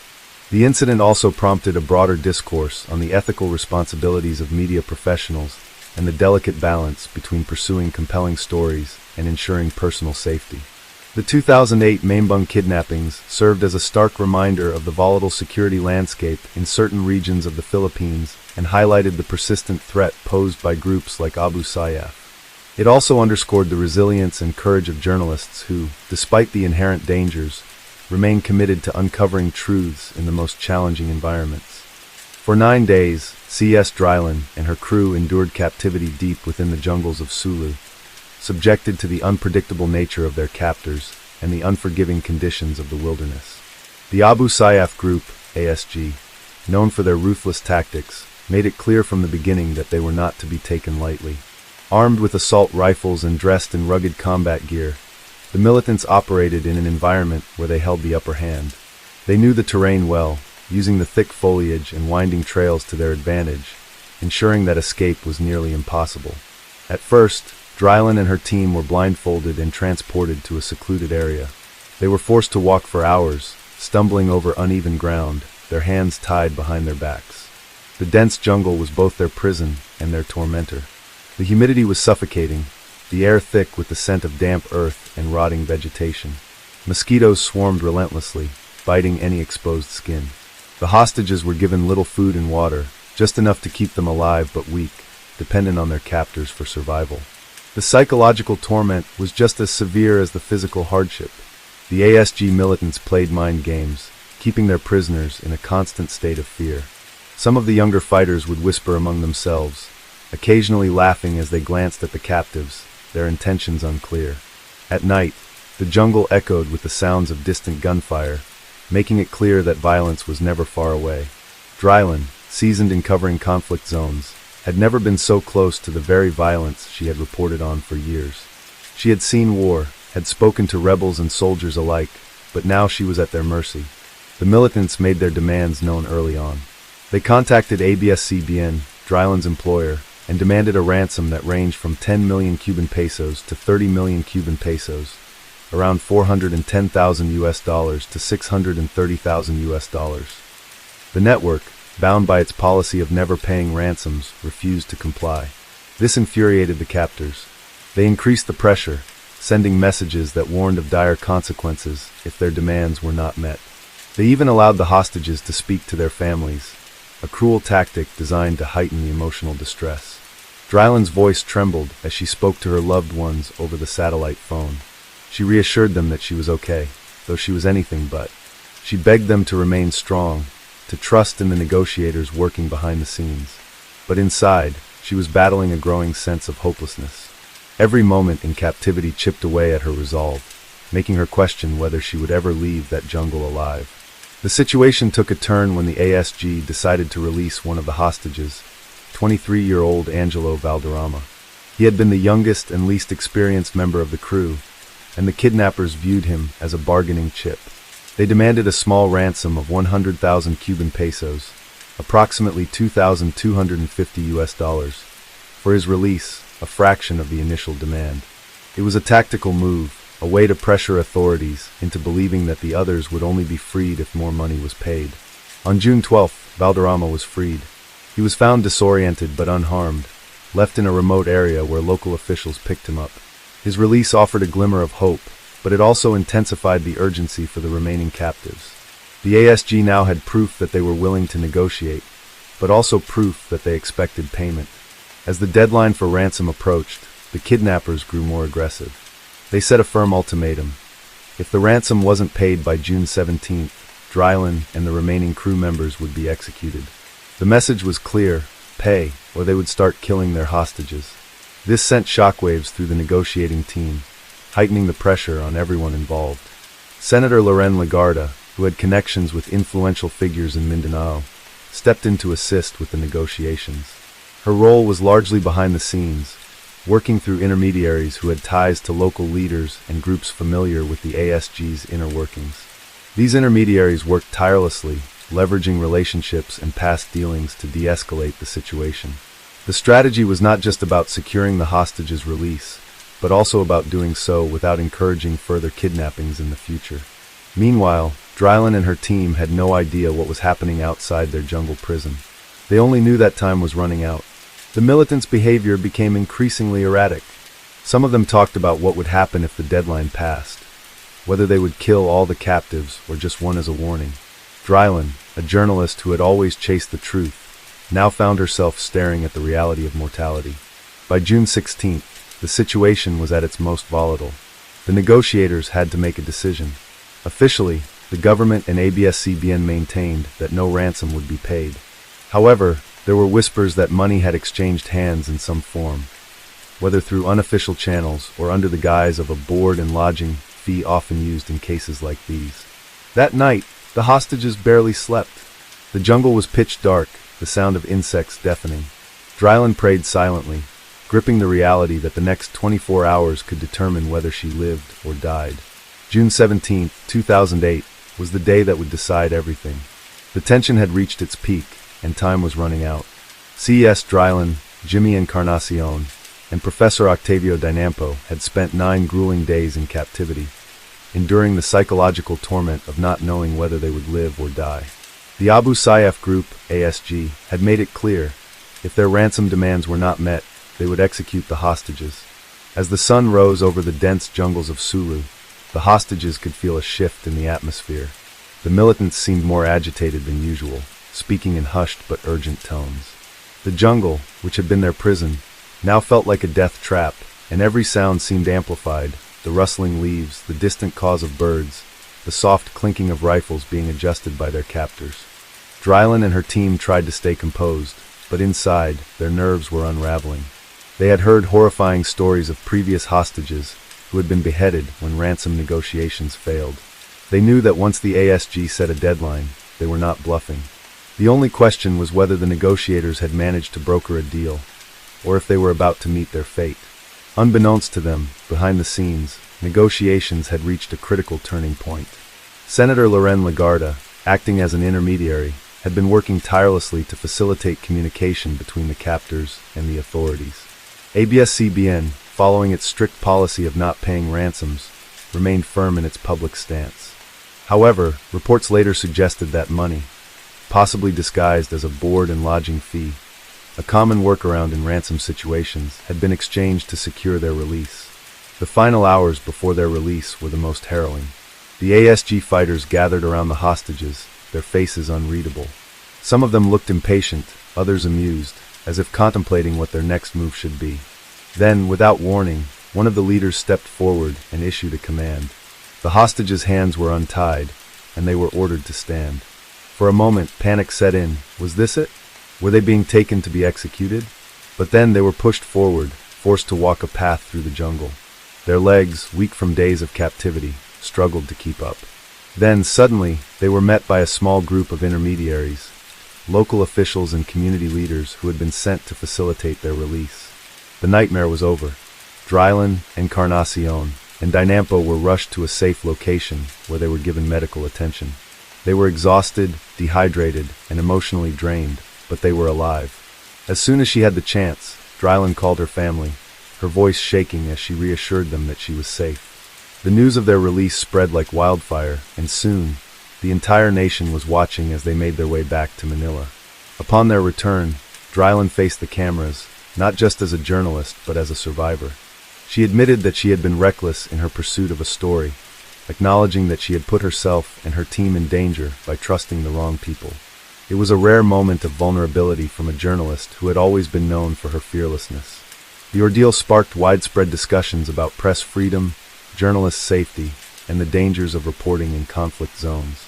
Many criticized Drylan's decision to travel to Sulu without sufficient security measures, while others praised her courage in pursuing stories that needed to be told.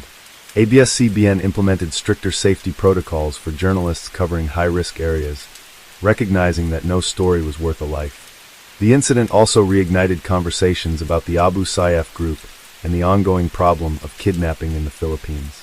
Despite the government's efforts to combat terrorism and insurgency, the ASG continued to operate in remote areas, using ransom money to fund their operations. The cycle of abduction and negotiation was far from over. In the years that followed, Drylan continued her work as a journalist, but she carried the weight of her experience with her. She became an advocate for journalists' safety, sharing her story as a cautionary tale for young reporters eager to chase dangerous assignments. The 2008 abduction of CES Drylan and her crew was not just a crime. It was a stark reminder of the risks journalists face in pursuit of the truth. It highlighted the fine line between bravery and recklessness, and the price that sometimes comes with pushing that boundary. It was a story of survival, resilience, and the unyielding human spirit in the face of terror. Story 8. The year 2008 was marked by numerous high-profile crimes across the United States, but one case in particular gripped the nation with its shocking details, unexpected twists, and legal battles that followed. It was a case that involved a former American icon, a crime that seemed almost surreal, and a courtroom drama that would end in a conviction long overdue in the eyes of the public. On the night of September 13, 2007, inside the lavish Palace Station Hotel and Casino in Las Vegas, a group of men stormed into a small hotel room. Among them was a man who had once been one of the most famous football players in America, Orenthal James O.J. Simpson.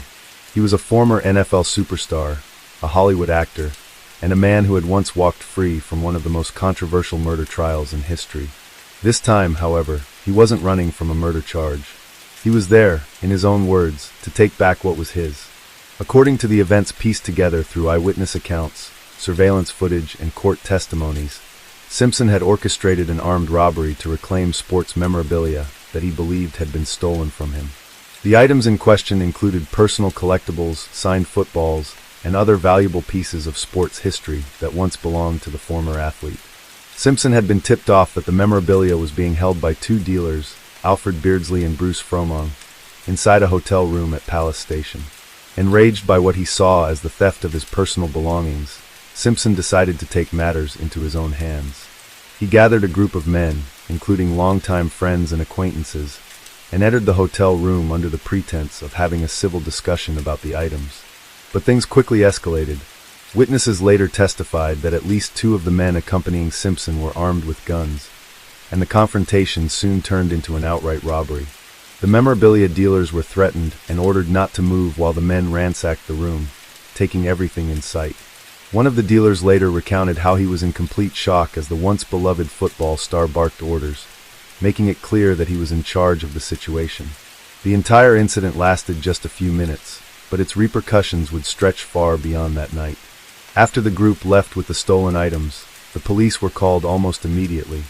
Within hours, law enforcement officials had launched an investigation, and it didn't take long for them to identify Simpson as the ringleader of the operation. By September 16th, just 3 days after the crime, O.J. Simpson was arrested and charged with multiple felonies, including armed robbery, kidnapping, conspiracy to commit a crime, and assault with a deadly weapon. The arrest of O.J. Simpson sent shockwaves through the country. More than a decade had passed since his infamous 1995 acquittal in the murders of his ex-wife, Nicole Brown Simpson, and her friend, Ron Goldman. Many Americans still remembered the highly publicized trial, the televised car chase, the dramatic courtroom moments, and the eventual not guilty verdict that divided the nation. For those who had followed Simpson's saga over the years, it was surreal to see him in trouble with the law once again. This time, not for murder, but for an ill-planned, almost reckless crime in a Las Vegas hotel. The media frenzy surrounding his arrest was immediate. News stations ran endless footage of his mugshot. Panel discussions debated whether this case would finally hold him accountable, and old wounds from the 1995 trial were reopened. For some, it was poetic justice. Simpson, who had once walked away a free man from one of the most controversial trials in history, was now facing the very real possibility of spending decades in prison. As Simpson awaited trial, prosecutors were determined to make sure that this time, justice would be served. The charges against him were severe, and Nevada law did not take armed robbery lightly. He faced the possibility of life in prison if convicted. The case was not just about stolen memorabilia. It was about power, entitlement, and the downfall of a man who had once been on top of the world. Meanwhile, Simpson maintained that he had done nothing wrong. In his version of events, he had only been reclaiming items that rightfully belonged to him. He insisted that there was no robbery, no intent to commit a crime, just a misunderstanding that had spiraled out of control. But the evidence was against him. The prosecution had not only the testimony of the victims, but also recordings of the incident. One of the men involved had secretly recorded the encounter, and the audio captured Simpson's voice, unmistakable and authoritative, commanding the men to take everything and making it clear that no one was to leave the room. With the trial approaching, the stage was set for yet another courtroom battle involving O.J. Simpson, one that would not have the same shocking ending as the one in 1995. This time, the legal system had a different grip on him, and the world watched as the once celebrated athlete prepared to face the consequences of his actions. As the trial date approached, the weight of the charges against O.J. Simpson became increasingly clear. Unlike his previous courtroom battle, where a high-profile team of lawyers had secured his acquittal, this time, the circumstances were different. The evidence against him was damning. There were multiple witnesses, including the victims themselves, who were prepared to testify. There were audio recordings capturing his voice, commanding his accomplices to seize the memorabilia. There was surveillance footage of him entering and leaving the scene. This was not a case built on circumstantial evidence or racial tensions. It was a clear-cut case of armed robbery and kidnapping, and the prosecution intended to make sure that this time he wouldn't walk free. Simpson, however, remained defiant. He continued to argue that he was merely trying to reclaim what was his, that he had not authorized any weapons to be used, and that he had no idea his accomplices had brought guns into the hotel room. His defense team attempted to frame the incident as a misunderstanding rather than a crime, insisting that he had no intent to rob anyone. He had simply acted out of frustration upon learning that his personal belongings were in the hands of memorabilia dealers. But the law was not on his side. The Nevada justice system had little sympathy for his version of events. Kidnapping charges were particularly serious in the state, carrying the potential for a life sentence. Prosecutors were relentless in their approach, determined to prove that Simpson had orchestrated the entire robbery, that he had been fully aware of the presence of weapons, and that his intent had been criminal from the very beginning. The trial, which began in September 2008, played out in front of a nation still divided over Simpson's past.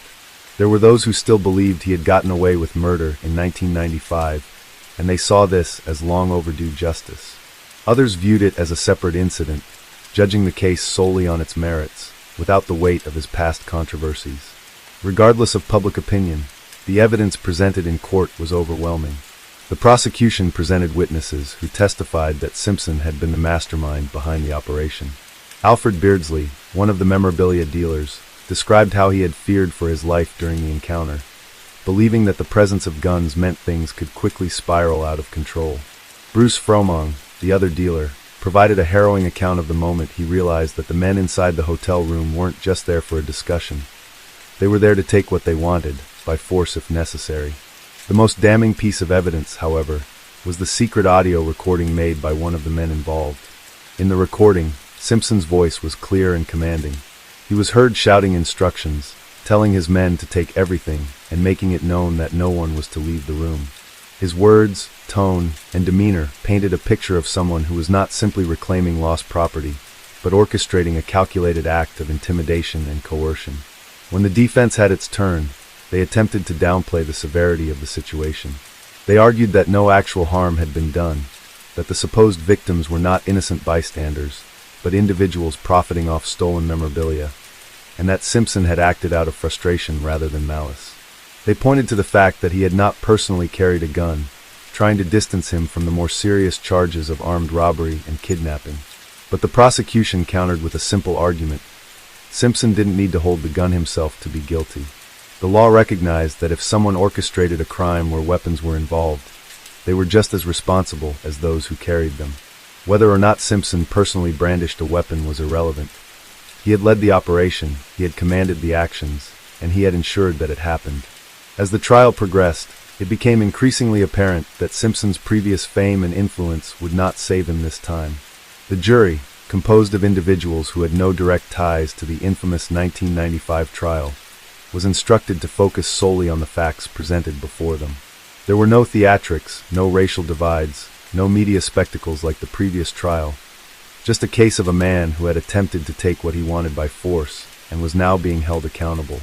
As the closing arguments were made, the prosecution left the jury with a simple but powerful message.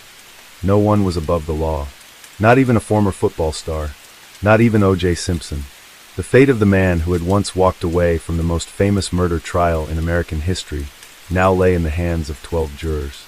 And this time, it seemed the outcome would be very different.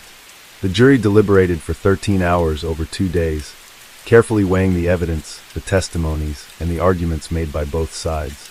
When they finally returned to the courtroom on October 3, 2008, the atmosphere was tense. The world had been watching this case unfold, and now, all eyes were on the jury as they prepared to deliver a verdict that would determine the fate of one of America's most infamous figures. As O.J. Simpson sat at the defense table, dressed in a dark suit, he appeared composed but noticeably anxious. The moment the foreman began reading the verdict, the weight of the situation became undeniable. One by one, the charges were read aloud, and with each one, the word guilty echoed through the courtroom. Simpson had been convicted on all 12 counts, including armed robbery, kidnapping, assault with a deadly weapon, conspiracy, and coercion. For a man who had once walked free from one of the most notorious murder trials in history, this was the ultimate downfall. This time, There were no high-profile attorneys like Johnny Cochran to craft a compelling defense. There was no dream team working to cast doubt on the prosecution's case. This time, there was only the overwhelming weight of the evidence, and the jury had found it impossible to ignore. As the verdict was read, Simpson showed little emotion, but those who knew him well could see the reality sinking in. This was not a case where he could escape with probation or a light sentence. This was a case that would likely cost him his freedom for years to come. When the final charge was read and the jury confirmed his guilt, he slumped slightly in his seat, knowing that his life had just changed forever. The sentencing phase came 2 months later, in December 2008. Judge Jackie Glass, who presided over the case, made it clear that this was not about revenge for past crimes, but about accountability for the crimes at hand. She stated that Simpson had acted with arrogance, believing he could take matters into his own hands without facing consequences. In her final ruling, she sentenced him to a total of 33 years in prison, with the possibility of parole after 9 years. For the first time in his life, O.J. Simpson was no longer a free man. He was immediately taken into custody and transported to Lovelock Correctional Center in Nevada, where he would begin serving his sentence. The irony of the situation was not lost on the public. 13 years to the day after he had been acquitted in the murder trial of Nicole Brown Simpson and Ron Goldman, he was now found guilty of a different crime and sentenced to decades behind bars. The reaction to the verdict was divided, much like it had been in 1995, but for very different reasons. Some saw it as long overdue justice, a form of retribution for a man who had escaped punishment once before. Others viewed it as a tragic fall from grace, the story of a man who had once been an American hero, but had ultimately been undone by his own actions. Regardless of perspective, one thing was undeniable: O.J. Simpson, once one of the most celebrated athletes in American history, had become a cautionary tale about the dangers of entitlement, recklessness, and the belief that one is above the law. In the years that followed, Simpson largely faded from public consciousness. He spent his time behind bars, occasionally making headlines with interviews or appeals, but he was no longer the larger-than-life figure he had once been. When he was finally granted parole in 2017, having served 9 years of his sentence, he walked out of prison a free man once again. But this time, there was no fanfare, no media circus, no triumphant return. His release was quiet, subdued, almost an afterthought in a world that had long since moved on. O.J. Simpson's name would forever be linked to 2 trials, 2 drastically different outcomes, and a legacy that had been irreversibly tarnished. He had once been a football legend, a movie star, a household name, but in the end, he would always be remembered as a man whose choices led him from the heights of fame to the depths of disgrace. Story 9.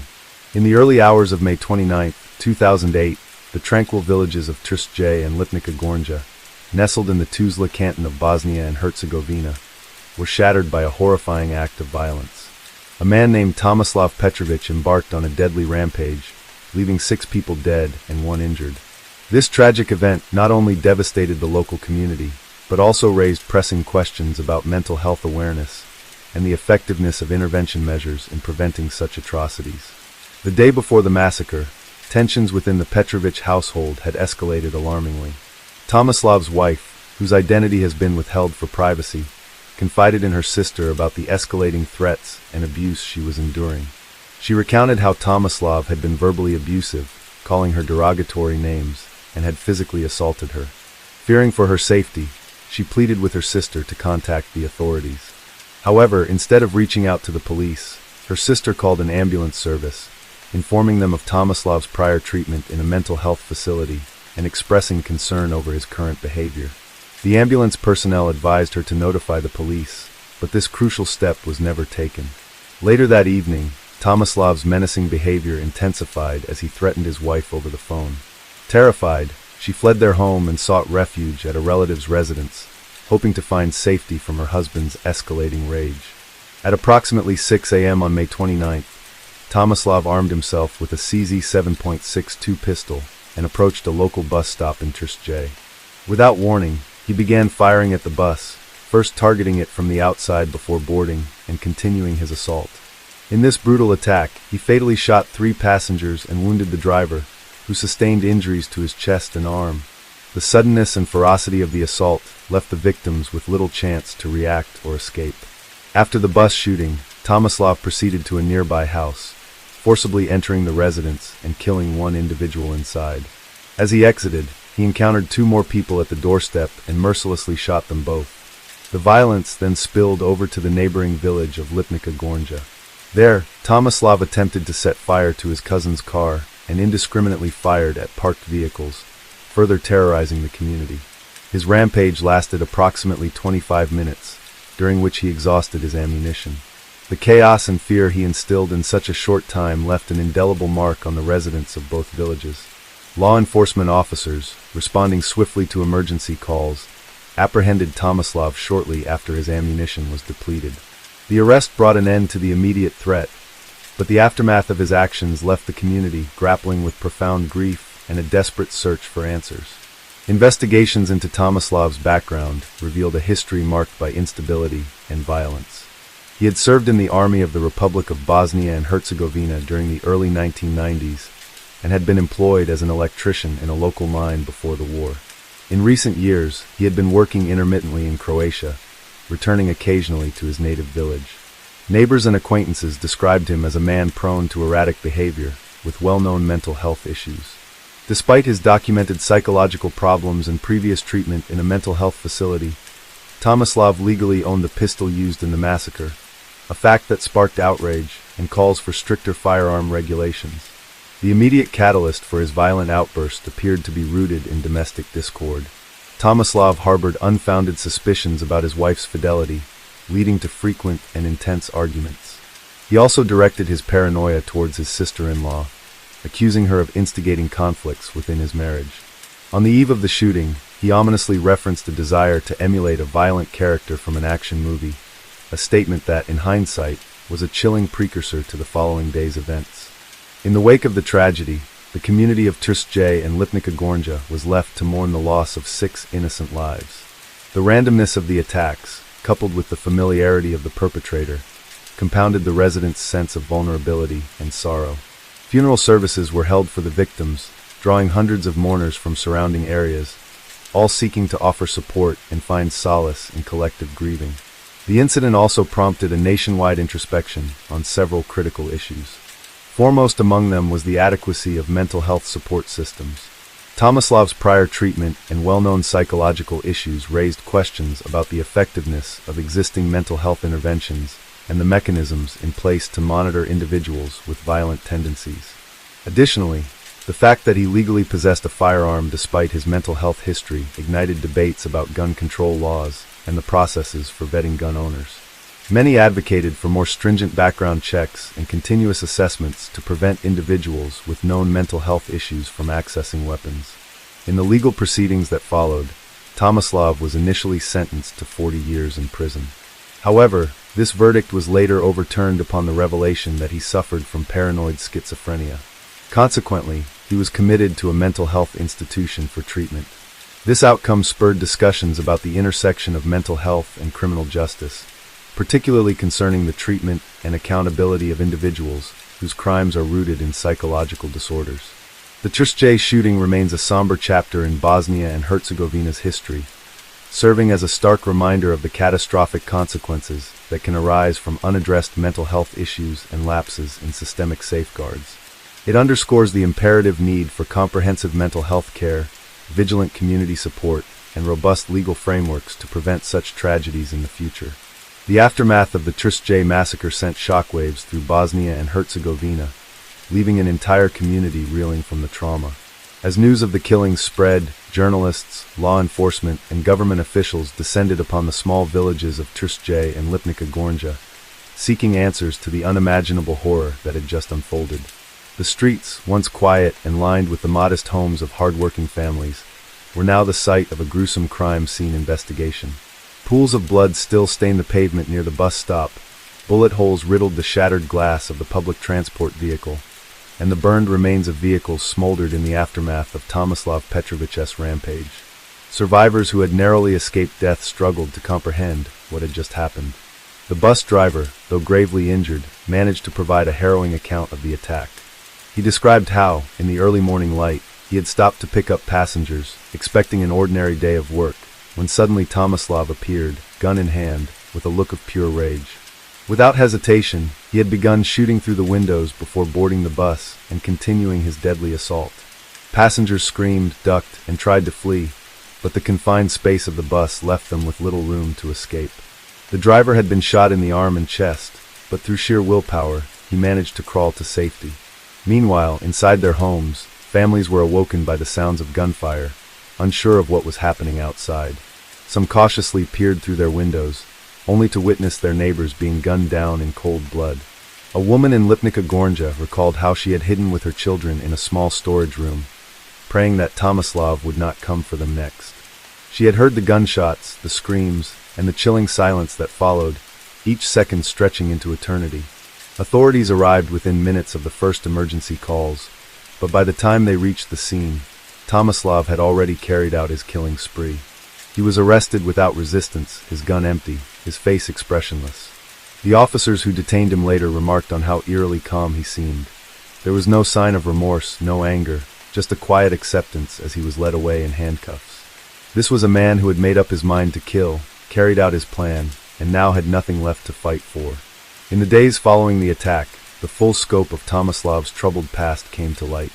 Investigators pieced together a history of mental instability, violent tendencies, and deep-seated paranoia that had plagued him for years. Friends and acquaintances described him as a man who had grown increasingly isolated, harboring suspicions that his wife was unfaithful and that his in-laws were plotting against him. His former colleagues at the mine where he had once worked recalled how his demeanor had changed after the war. He had become withdrawn, short-tempered, and prone to outbursts. Some had even speculated that he was suffering from post-traumatic stress disorder, though he had never sought treatment. More disturbingly, it was revealed that Tomislav had a history of hospitalization for psychiatric issues. He had been admitted to a mental health facility multiple times in the years leading up to the massacre, yet he had still been able to legally own a firearm. This revelation sparked outrage among the public, leading to heated debates about Bosnia and Herzegovina's gun control laws. How could a man with a documented history of mental illness have been allowed to possess a weapon? Who had failed to intervene? Why had the warning signs been ignored? The government, under mounting pressure, promised a full investigation into the matter. Officials vowed to re-evaluate gun licensing procedures, particularly for individuals with documented psychological disorders. Mental health professionals called for systemic reforms, arguing that greater resources needed to be allocated to psychiatric care, early intervention, and crisis prevention. For too long, they argued, mental illness had been stigmatized and ignored, and now the consequences of that neglect had resulted in one of the deadliest shootings in the country's recent history. As the funerals for the victims took place, the collective grief of the community was palpable. Hundreds of mourners gathered, their faces etched with sorrow, struggling to come to terms with the loss of 6 innocent lives. Families were left shattered, parents burying their children, spouses left alone, and an entire village grappling with the knowledge that such unspeakable violence had erupted in their midst. Priests and community leaders offered words of comfort, urging people to find strength in unity, but the wounds left by that fateful morning would not heal easily. Amid the mourning, the legal proceedings against Tomislav began. Prosecutors quickly built a case against him, charging him with multiple counts of murder, attempted murder, and illegal possession of a firearm. The trial was set to be one of the most closely watched in Bosnia and Herzegovina's history, as people demanded justice for the victims. However, the case took an unexpected turn when court-appointed psychiatrists conducted a full psychological evaluation of Tomislav. Their findings were shocking but not entirely surprising. He was diagnosed with severe paranoid schizophrenia, a condition that had likely gone untreated for years. The report concluded that at the time of the killings, Tomislav had been suffering from delusions, believing that he was under threat from those around him. The legal question now shifted from whether he was guilty to whether he was mentally fit to stand trial. The revelation divided the public. Some saw Tomislav as a cold-blooded murderer who deserved to spend the rest of his life behind bars, regardless of his mental state. Others viewed him as a man failed by the system, someone who should have been institutionalized long before he ever had the chance to pick up a gun. The trial was set to be a test case for how the Bosnian legal system handled crimes committed by individuals with severe mental illness. As the trial date approached, the nation braced for what would be a defining moment in its judicial history. Would Tomislav be found guilty and sentenced to life in prison? Or would the courts recognize his mental illness and commit him to psychiatric care instead? The questions loomed large, and the answers would determine not only Tomislav's fate, but also the future of mental health awareness and gun control policies in Bosnia and Herzegovina. The trial of Tomislav Petrovich captivated the entire nation. Courtrooms overflowed with journalists, grieving family members, and concerned citizens seeking justice for the victims. As he was led into the courtroom, shackled and emotionless, the families of those he had killed could barely contain their grief and anger. Some whispered prayers, while others clenched their fists, struggling to suppress their rage. How could a man who had caused so much pain sit there so calmly, as if he felt nothing at all? The prosecution wasted no time in laying out their case, presenting a meticulous timeline of the massacre. Survivors testified, their voices shaking as they recounted the horror of that morning. How they had seen friends and family gunned down in front of them, how they had hidden in terror, fearing they would be next. The bus driver, still recovering from his wounds, described how Tomislav had fired indiscriminately, showing no hesitation as he slaughtered innocent passengers. The medical examiner detailed the victims' injuries, painting a gruesome picture of the brutality with which the murders had been committed. But as damning as the evidence was, the defense argued that Tomislav was not fully responsible for his actions. Psychiatric experts took the stand, explaining that he had been suffering from severe paranoid schizophrenia. They revealed that his delusions had been intensifying for years. He had believed his wife was conspiring against him, that his in-laws were trying to ruin his life, and that even strangers were part of a plot to harm him. In his mind, the massacre had not been an act of cold-blooded murder, but an attempt to defend himself from an imaginary threat. The revelation sent shockwaves through the courtroom. Could a man so detached from reality truly be held accountable for his crimes? Some legal analysts believed that Tomislav's condition meant he could not have formed the intent necessary for premeditated murder. Others insisted that, mentally ill or not, he had still taken 6 lives and had to face the consequences. The argument became one of justice versus mercy, of punishment versus treatment. After weeks of testimony, the judge reached a decision that would divide the nation. Tomislav was found not guilty by reason of insanity. Instead of a prison sentence, he was committed to a high-security psychiatric hospital for an indefinite period.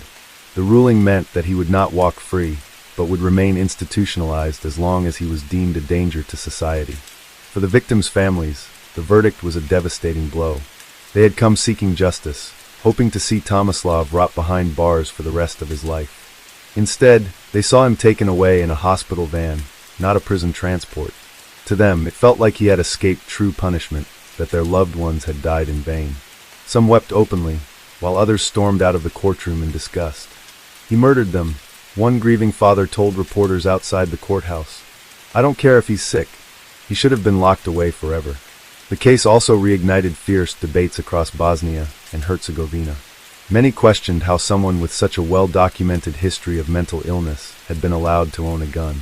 Why had there been no intervention when his wife and her family had expressed concerns? How had the warning signs been missed? The government responded with promises of reform. Mental health professionals called for stronger support systems, and lawmakers proposed stricter gun control measures.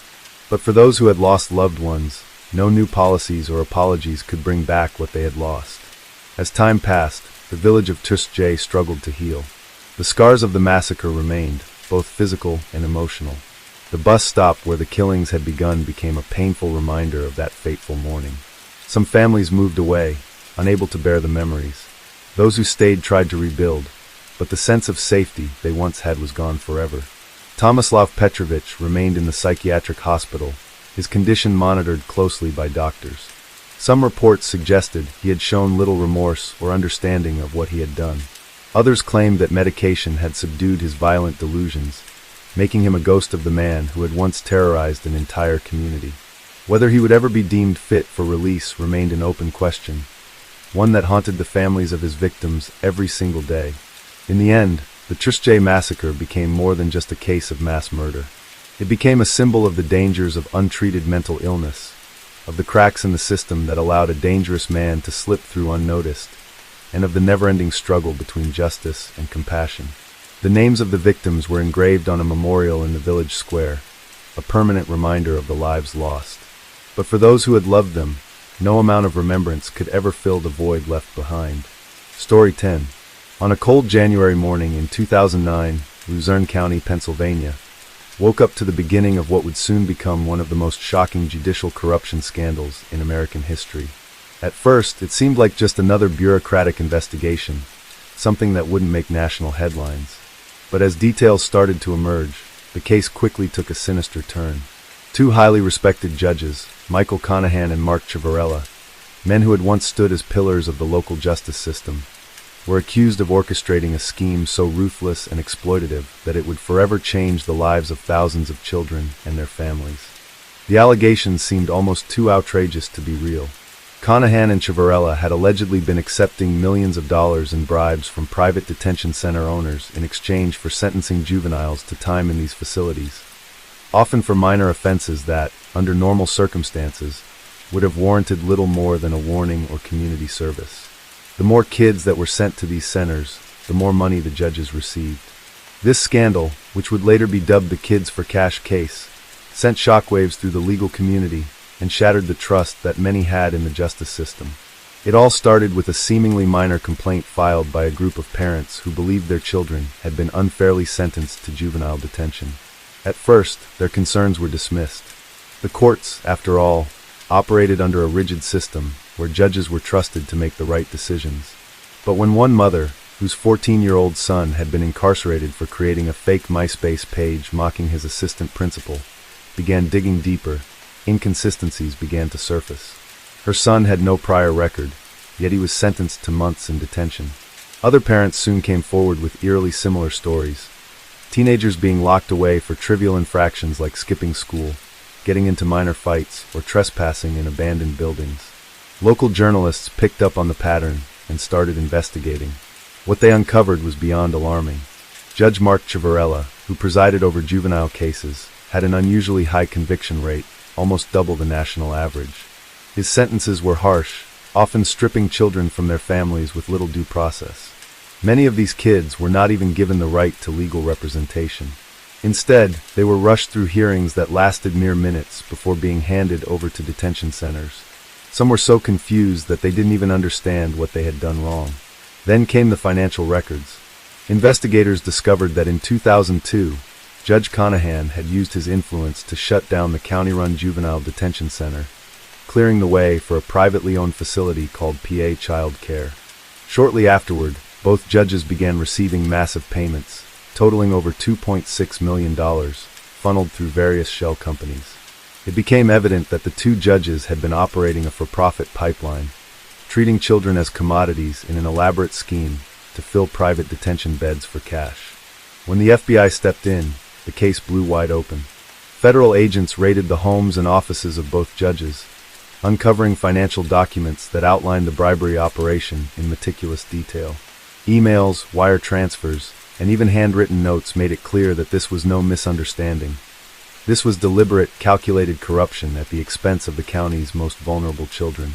News of the scandal spread rapidly. Parents of affected children gathered in protest, demanding justice. Some kids had already served their sentences, their lives irreparably altered. Many had missed years of school, lost scholarships, or suffered deep emotional trauma from being placed in detention centers alongside hardened offenders. Others had turned to drugs or suffered severe depression after being labeled criminals for what should have been minor mistakes. The courtroom was packed on the day the charges were announced. Federal prosecutors charged Conahan and Ciavarella with racketeering, bribery, fraud, and tax evasion. The gravity of their crimes was undeniable. These were not just acts of corruption but deliberate efforts to destroy young lives for financial gain. As the indictment was read, the tension in the room was palpable. Parents clenched their fists in anger, former juvenile detainees sat in stunned silence, and the judges themselves, once men of power, stood with their heads low, facing the consequences of their betrayal. For the victims, however, the fight for justice was far from over. Even with the judges removed from the bench, the damage they had inflicted could not be undone so easily. Families continued to struggle with the emotional and financial burdens caused by wrongful convictions. The legal system itself faced a reckoning, forced to confront the systemic failures that had allowed such an atrocity to happen under its watch. As the case proceeded, it became clear that the Kids for Cash scandal was not just a local issue. It was a symptom of a much larger problem, a justice system that, in some places, had become more about profit than fairness. What had started as whispers of judicial misconduct in a small Pennsylvania town had now grown into a national crisis, one that would force America to take a hard look at the ethics of its juvenile justice system and the private prison industry that had profited so handsomely from its failures. The courtroom was packed with reporters, legal analysts, and families of the victims as the trial of judges Mark Ciavarella and Michael Conahan unfolded. The nation watched in shock as more and more details of their corruption came to light. Prosecutors presented mountains of evidence, bank statements, email correspondences, and testimonies from former juvenile defendants who had been unfairly sentenced. Every new piece of information painted an even darker picture of the scheme. Children as young as 10 had been sent to detention centers for offenses that should never have resulted in incarceration. One boy had been locked up for accidentally setting fire to a small piece of paper in his school bathroom.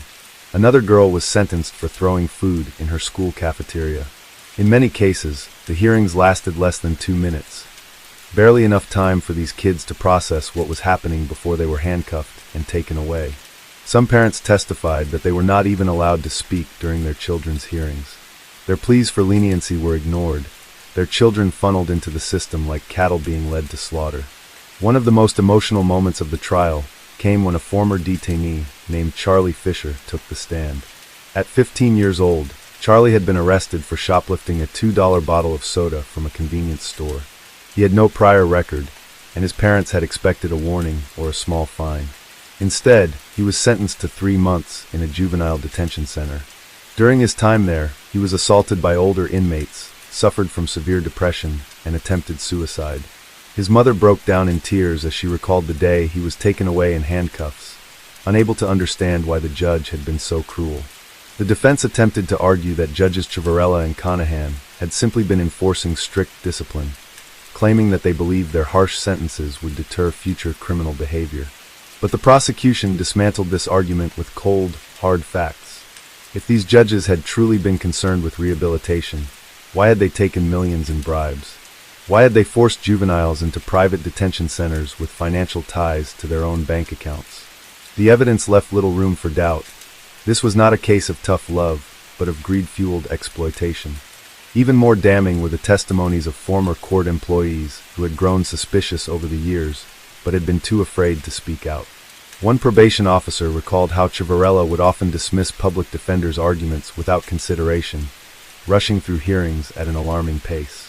Another clerk admitted that she had overheard the judges discussing financial kickbacks, though she had never thought to report it at the time.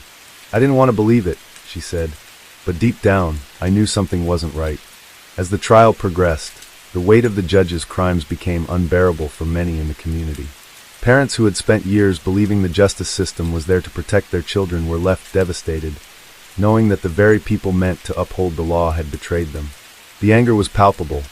Protests erupted outside the courthouse, demanding the harshest possible punishment for Conahan and Ciavarella. Some called for life sentences, arguing that their crimes had stolen futures, shattered families, and pushed young people towards cycles of crime and despair. Legal experts debated the long-term effects of the scandal.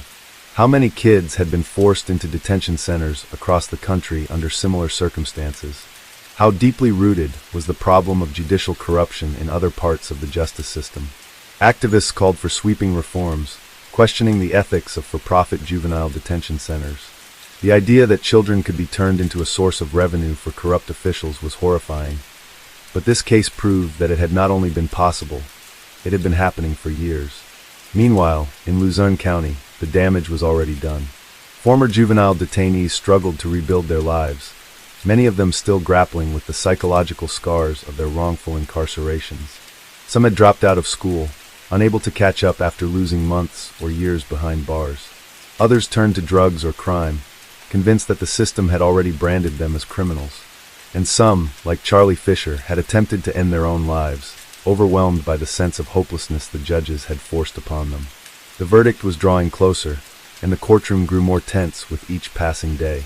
The prosecution made their final arguments, emphasizing that no sentence could truly make up for the pain Ciavarella and Conahan had caused. The defense, recognizing that the evidence against them was overwhelming, shifted its focus toward damage control. hoping to lessen the severity of their punishment. But for the victims, no punishment would ever be enough. The system had failed them, and no number of years behind bars for the corrupt judges could undo the suffering they had endured. As the trial neared its conclusion, the only question left was whether justice would finally be served, or if the cycle of corruption would once again find a way to protect the powerful. The final day of the trial arrived, and the courtroom was packed beyond capacity. Families of the victims sat shoulder to shoulder, some clutching faded photographs of their children, reminders of the innocence that had been stolen from them. Former detainees, now young adults, filled the rows, their faces hardened by years of injustice. Reporters huddled near the back, eager to capture every word as the nation waited for the verdict. The weight of the case had grown unbearable, and everyone in that room knew that whatever happened next would either restore some faith in the justice system or shatter it completely. Judge Conahan had already accepted a plea deal, quietly admitting to his role in the conspiracy in exchange for a reduced sentence. He had hoped to avoid public scrutiny, but his name was forever tainted, his reputation destroyed. Ciavarella, however, had chosen to fight, stubbornly maintaining that he had done nothing wrong. He had dismissed the bribery payments as finder's fees, claiming they had no influence over his judicial rulings. But the jury saw through his lies, and after days of deliberation, the foreman finally stood to deliver their decision. Guilty, on nearly every count. The words rang through the courtroom like a gunshot. Racketeering, fraud, money laundering, tax evasion. The list went on, each charge a reminder of the devastation Ciavarella had caused. The moment the verdict was read, an audible gasp swept through the room, followed by muffled sobs from the parents who had waited years for this moment. Some held each other, shaking with relief, while others sat motionless, still grappling with the magnitude of what had been done to their children. Ciavarella's face remained blank as the realization set in. He had spent years playing God in that very courtroom, sending thousands of kids away with the stroke of a pen. Now he was the one being judged. The irony was not lost on anyone. The same system he had manipulated for his own financial gain was now sealing his fate. The judge overseeing the trial wasted no time in condemning his actions. "This case is a disgrace," the judge said, his voice cold and unwavering. "You have betrayed the very foundation of our legal system. You have stolen years from children who will never get them back. And for what? For greed." When the sentence was finally handed down, 28 years in federal prison, there was no applause. No cheers of victory, just a heavy silence, because for all the justice that had been served that day, it still would never be enough. No prison sentence could undo the trauma, the missed graduations, the stolen childhoods. The scars left behind by Conahan and Ciavarella's greed would never fully heal. Outside the courthouse, reporters scrambled for statements, microphones shoved into the faces of former detainees and grieving parents. Some found a sense of closure in the verdict, while others simply shook their heads, knowing that no amount of prison time could truly make things right. Activists used the moment to call for widespread reform, demanding an end to the privatization of juvenile detention centers and stricter oversight of the judiciary. This was more than just two corrupt judges.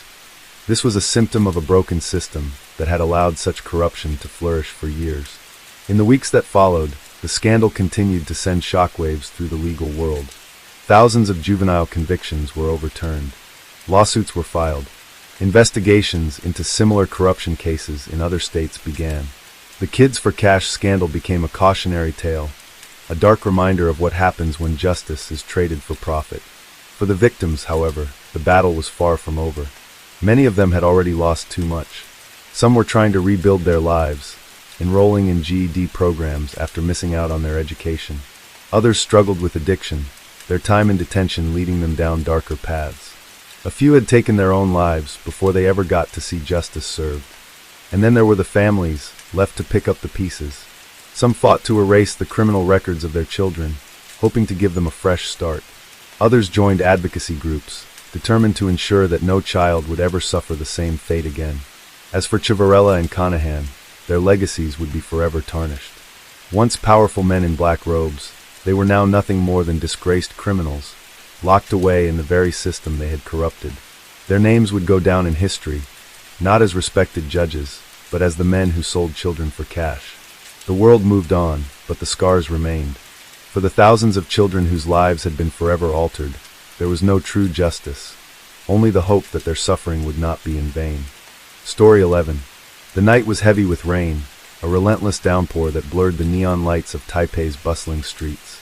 The scent of wet asphalt mixed with the aroma of street food, yet something more sinister lingered in the air. It was April 16, 2010, when a crime so brutal would shake Taiwan to its core. At approximately 10:45 p.m., a middle-aged businessman, Lin Weishan, was making his way home after an exhausting day at his real estate firm. His routine was predictable: leave the office late, stop by a convenience store, and take a taxi home to his wife and 2 children. But that night, he never made it home. His body was found sprawled in an alley behind a KTV club, his expensive suit drenched in rain and blood pooling beneath him.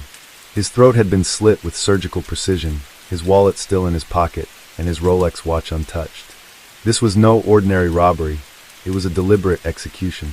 The crime scene was a mess, not because of the murder itself, but due to the rain that had washed away potential evidence. The responding officers from the Taipei City Police Department quickly secured the area, but the forensic team struggled. Any footprints had already been erased, and the rain had diluted the blood trails that could have led them to the perpetrator. The only clue was a single cigarette, but near the body, an imported brand rarely found in Taiwan. Detective Huang Junwei, a veteran with over 20 years of experience, took charge of the case. He was known for his sharp instincts and relentless pursuit of justice, but something about this murder unsettled him. Lin Weishan was neither a gambler nor a criminal. He had no known enemies. Yet, the way he was killed suggested an assassin rather than a common street thug. As Huang dug into Lin's life, cracks in the businessman's perfect image began to show. His company had recently won a high-profile development contract, beating out several competitors, including a major conglomerate with alleged ties to organized crime. Could this be a case of corporate revenge? Or was it something more personal?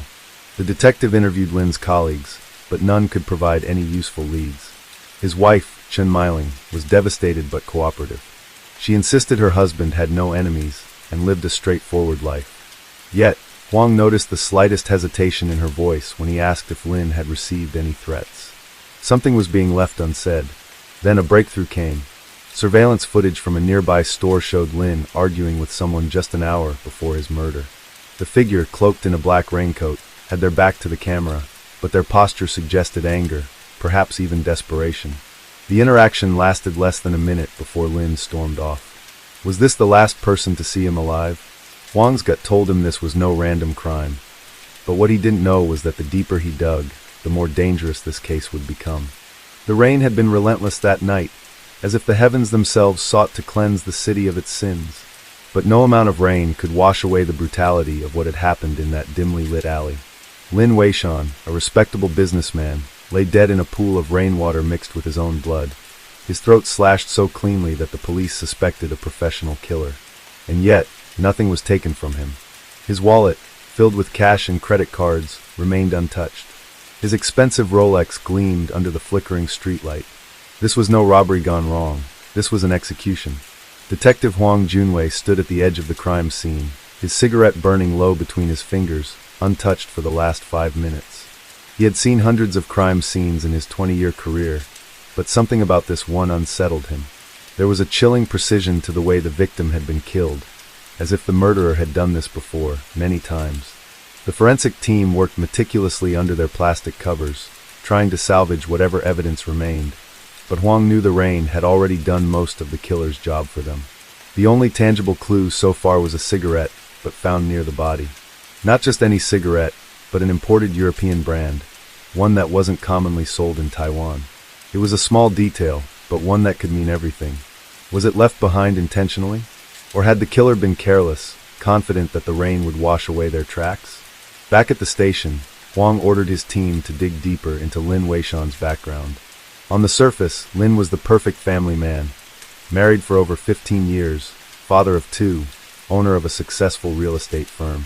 He had no known criminal connections, no history of gambling debts, and no apparent reason to be targeted. But Huang knew from experience that everyone had secrets. It wasn't long before the cracks in Lin's perfect life began to show. Lin's company had recently won a highly contested urban development contract, one that had been fought over by several powerful corporations. Among the competitors was the Zhonghua Group, a firm with rumored ties to organized crime. Losing the contract had cost them millions. Did they decide to take revenge? But there was something else, something much closer to home. Lin's wife, Chen Meiling, had been cooperative when questioned, but Huang had noticed a slight tremor in her voice when he asked if Lin had received any threats recently. She had hesitated for just a fraction of a second before denying it.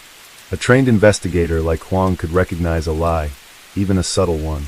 Digging further, Huang discovered that Lin had been receiving anonymous calls for weeks before his death. His assistant at the real estate firm confirmed it. Lin had been unusually tense, even irritable, as if something was weighing on him. And then there was the security footage.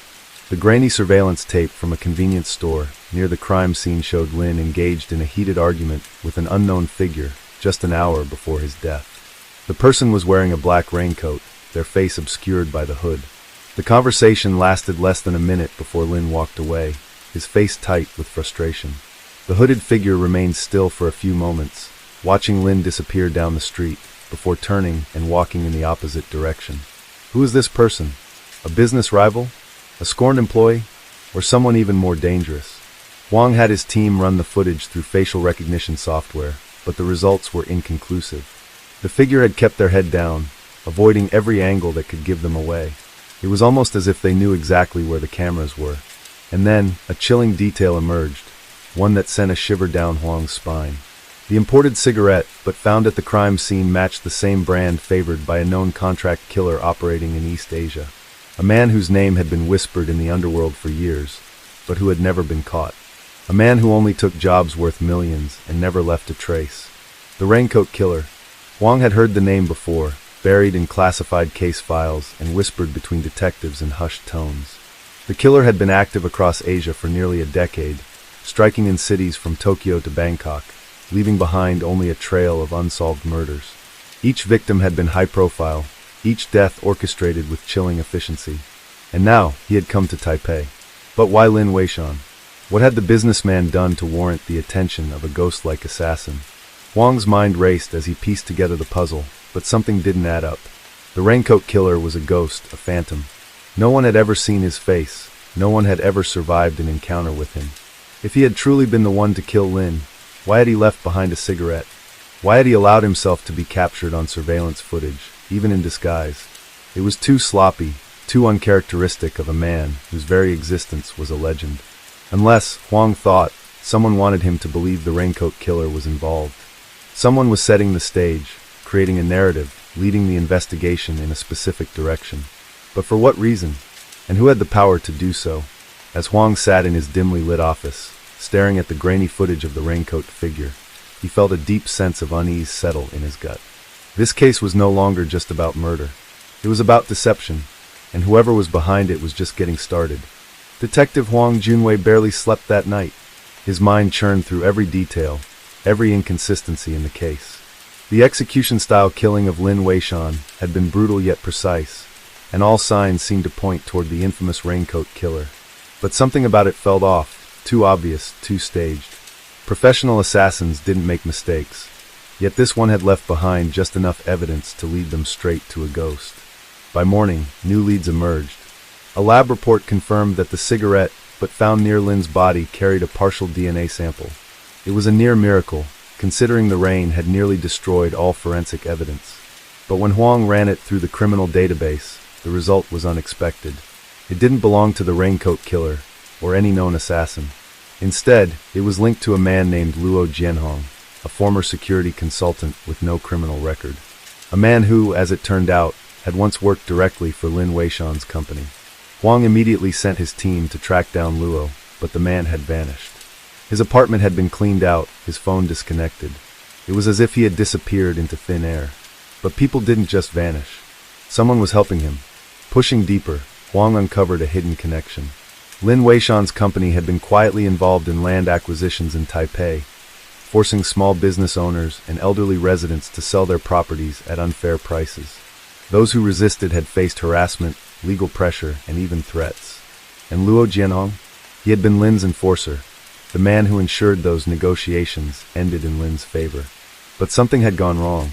A former employee, speaking anonymously, revealed a key detail. 6 months before his death, Lin had fired Luo. The reason? A deal had turned violent, and Luo had taken things too far, leaving an elderly shop owner hospitalized. Lin, worried about his company's reputation, had cut ties with him. But Luo hadn't taken it well. He had spent years cleaning up Lin's messes, only to be discarded like trash. Was this revenge? The surveillance footage from the convenience store played in Huang's mind. Lin arguing with a figure in a raincoat. The heated exchange. The way the figure remained still after Lin walked away, as if contemplating their next move. What if that person had been Luo Jianhong? Huang needed more proof. He retraced Lin's steps that night and found an overlooked detail. A taxi driver who had picked up a man matching Luo's description near the crime scene. The driver recalled the man had been soaking wet, his hands trembling as he lit a cigarette. The same brand found at the murder site. Now it all made sense. Luo Jianhong had killed Lin Weishan. But he hadn't done it for money. He hadn't done it as a professional hit. He had done it out of rage, out of betrayal. And he had staged the crime to look like the work of an assassin, planting false clues to mislead the police and cover his own tracks. But there was one last twist. Just as Huang's team closed in on Luo's location, an old warehouse on the outskirts of the city, they found him dead. A single bullet to the head, execution style. No struggle, no signs of a fight. Whoever had killed him had done so with the precision of a professional. And just like that, the only living suspect in Lin Weishan's murder was gone. The case officially closed with Luo's death, labeled as a revenge killing gone wrong. But Huang knew better. Someone had cleaned up the loose ends. Someone powerful. Perhaps the same people Lin had wronged in his business deals, or perhaps the very forces he had once worked for. The truth would never be known. As Huang stared at the final report on his desk, he exhaled slowly, crushing out his cigarette.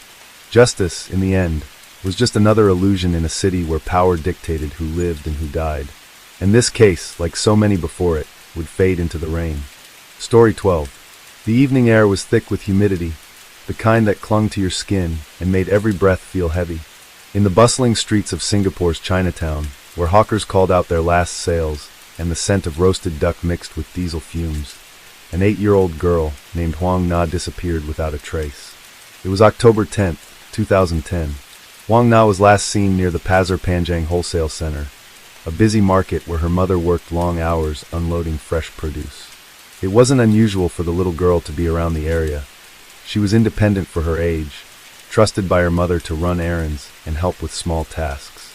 That day, she had been playing near the loading docks after school, wearing a pink t-shirt and denim shorts, her black hair tied into neat pigtails. She had told a friend she was going to buy something to eat, but she never returned. By nightfall, panic set in. Her mother, Huang Shuang, searched every stall, every alleyway, calling her daughter's name until her voice turned hoarse. When there was no sign of her, she rushed to the nearest police station to report her missing. At first, the authorities treated it as a routine missing child case. Children wandered off all the time in crowded areas, distracted by toys or lured by the promise of sweets. But as hours turned to days, and no one had seen or heard from Huang Na, the reality became clear. This wasn't a case of a lost child. It was something far worse. Detective Alan Ng, a seasoned investigator with the Singapore police force, took over the case. He had worked on missing persons cases before, but this one felt different. There were no ransom demands, no witnesses who saw her being taken, no security footage showing her leaving the market. It was as if she had simply vanished into thin air. The police launched a massive search operation. Posters of Huang Na's face were plastered across the city, her wide-eyed smile haunting every street corner. Volunteers combed through parks, drains, and abandoned buildings. Divers were sent into reservoirs. The media ran endless stories, urging anyone with information to come forward. But leads were scarce. Then a breakthrough came. A man named Tuk Lung Hao, a vegetable packer who worked at the wholesale market, came forward, saying he had seen Huang Na on the day of her disappearance. He described her as a cheerful child who often played around the stalls, sometimes chatting with the workers. But something about him unsettled Detective Ng. Tuk was quiet, almost too calm when speaking about the missing girl. He claimed to have been one of the last people to see her, yet his details were vague, his answers rehearsed. And when questioned further, inconsistencies began to emerge. The detective dug into Tuk's background and discovered something alarming. The man had a history of unstable behavior, once detained for wandering aimlessly in Malaysia, seemingly lost in his own mind. Coworkers described him as odd, sometimes speaking to himself when he thought no one was listening. Was he just a strange man with bad social skills? Or did he know more about Huang Na's disappearance than he was letting on? He knew one thing: he had to find out before it was too late. The days stretched into weeks, and the city of Singapore remained on edge. It was rare for a child to go missing without any trace, especially in a place as orderly and safe as Singapore. The public followed the case with bated breath, hoping for good news but fearing the worst. Search efforts continued, with officers questioning market vendors, security guards, and taxi drivers who worked near the Pasir Panjang Wholesale Center. Yet, no one had seen anything suspicious. No one had seen a child being dragged away, no cars speeding off in a hurry. It was as if the little girl had simply disappeared into thin air. Detective Allen grew more suspicious of Tuk Lung Hao with each passing day. The 22-year-old vegetable packer had claimed to be cooperative, but something about his behavior felt off. He had volunteered to help in the search efforts, even assisting in putting up missing person posters. But when pressed for details, he seemed evasive, unable to recall specific times or interactions with Huang Na on the day she vanished. Then came a troubling discovery. A coworker of Tuk came forward with a disturbing piece of information. On the night of October 10th, just hours after Huang Na was last seen, Tuk had left the market in a hurry. He had seemed flustered, sweating despite the cool night air. When asked where he was going, he muttered something about needing to rest and quickly disappeared into the shadows. The police intensified their scrutiny of Tuk. A background check revealed that he was a Malaysian national who had moved to Singapore for work. His employment records were clean, and he had no prior criminal offenses. But the more Detective dug, the more he realized that Tuk had an unusual attachment to Huang Na. Several vendors at the wholesale center reported seeing Tuk and the girl interacting frequently. Some even said Huang Na had seemed comfortable around him, sometimes playing near his workspace. But others found the friendship odd. Why would a grown man take such an interest in an 8-year-old girl? Then, something chilling surfaced. A worker who knew Tuk casually mentioned that, shortly after Huang Na's disappearance, Tuk had visited a shopping mall and bought new clothes. He had also cleaned his rented living space thoroughly, scrubbing the floors, washing all his clothes, and even discarding his old shoes. It was an unusual move for someone who lived modestly and had never been concerned about cleanliness before. Detective knew he needed to bring Tuk in for further questioning. When the police arrived at Tuk's workplace, he appeared calm but hesitant. He denied having any involvement in the girl's disappearance, insisting that he was just a concerned friend who wanted to help find her. But as the interrogation continued, cracks in his story began to show. First, he struggled to remember where he was during the critical hours of Huang Na's disappearance. His story kept changing. First, he claimed he was at home, then he said he was at the market, then later, he mentioned taking a walk alone. Second, when confronted with the information that he had suddenly deep-cleaned his rented room, Tuk panicked. He fidgeted, sweat beading on his forehead, and finally muttered something about wanting to get rid of bad luck. But it was the third clue that confirmed Ang's growing suspicion. A search of Tuk's living space revealed something disturbing: a child's pink hairband tucked inside one of his drawers. It was small, almost unnoticeable, but Huang Na's mother immediately identified it as belonging to her daughter. Tuk's calm demeanor shattered. His hands trembled as he tried to explain how the hairband got there, but his words were jumbled, incoherent. He claimed Huang Na must have left it behind when visiting him, but there was no reason for the girl to have been in his private living quarters.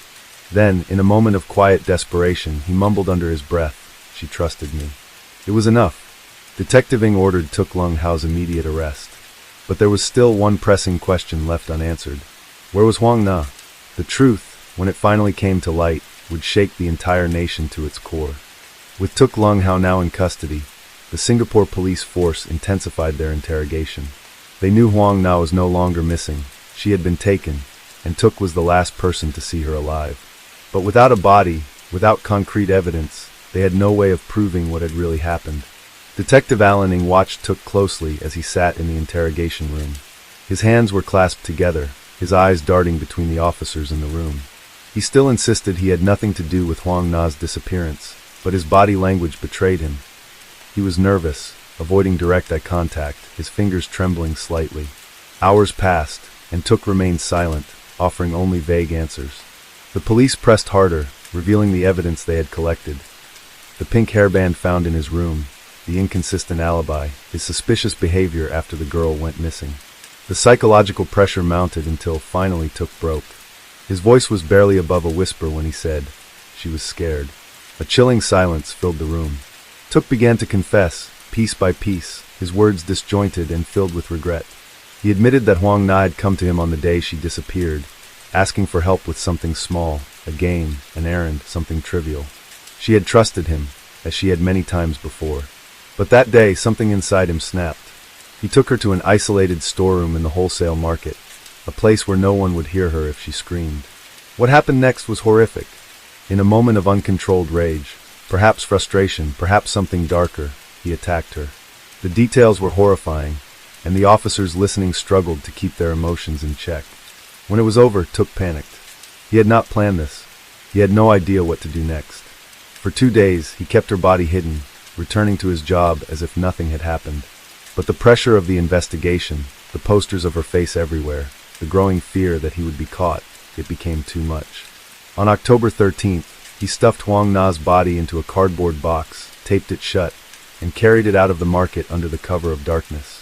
He walked past vendors who barely noticed him, past customers who had no idea what he was hiding. He took a taxi to Telok Blangah Hill Park, a quiet, wooded area, and left the box there, abandoning it like discarded trash. Her body was found days later, decomposed but still recognizable. The nation mourned. The case had gripped Singapore for weeks, and now the truth was out. A betrayal so cruel, so senseless, that people struggled to comprehend it. A man whom Huang Na had trusted, a man who had pretended to care about her disappearance, had been the one responsible for her death. The trial was swift and unforgiving. The evidence was overwhelming, the confession damning. Took Lung Hao was found guilty of murder and sentenced to death. His appeal for clemency was denied. In 2006, he was executed by hanging. Even though justice had been served, the case left deep scars on the nation. It was a painful reminder that danger could come from those closest to us, from those we least expected. And for Detective Alan Ng, it was another case closed, but not forgotten.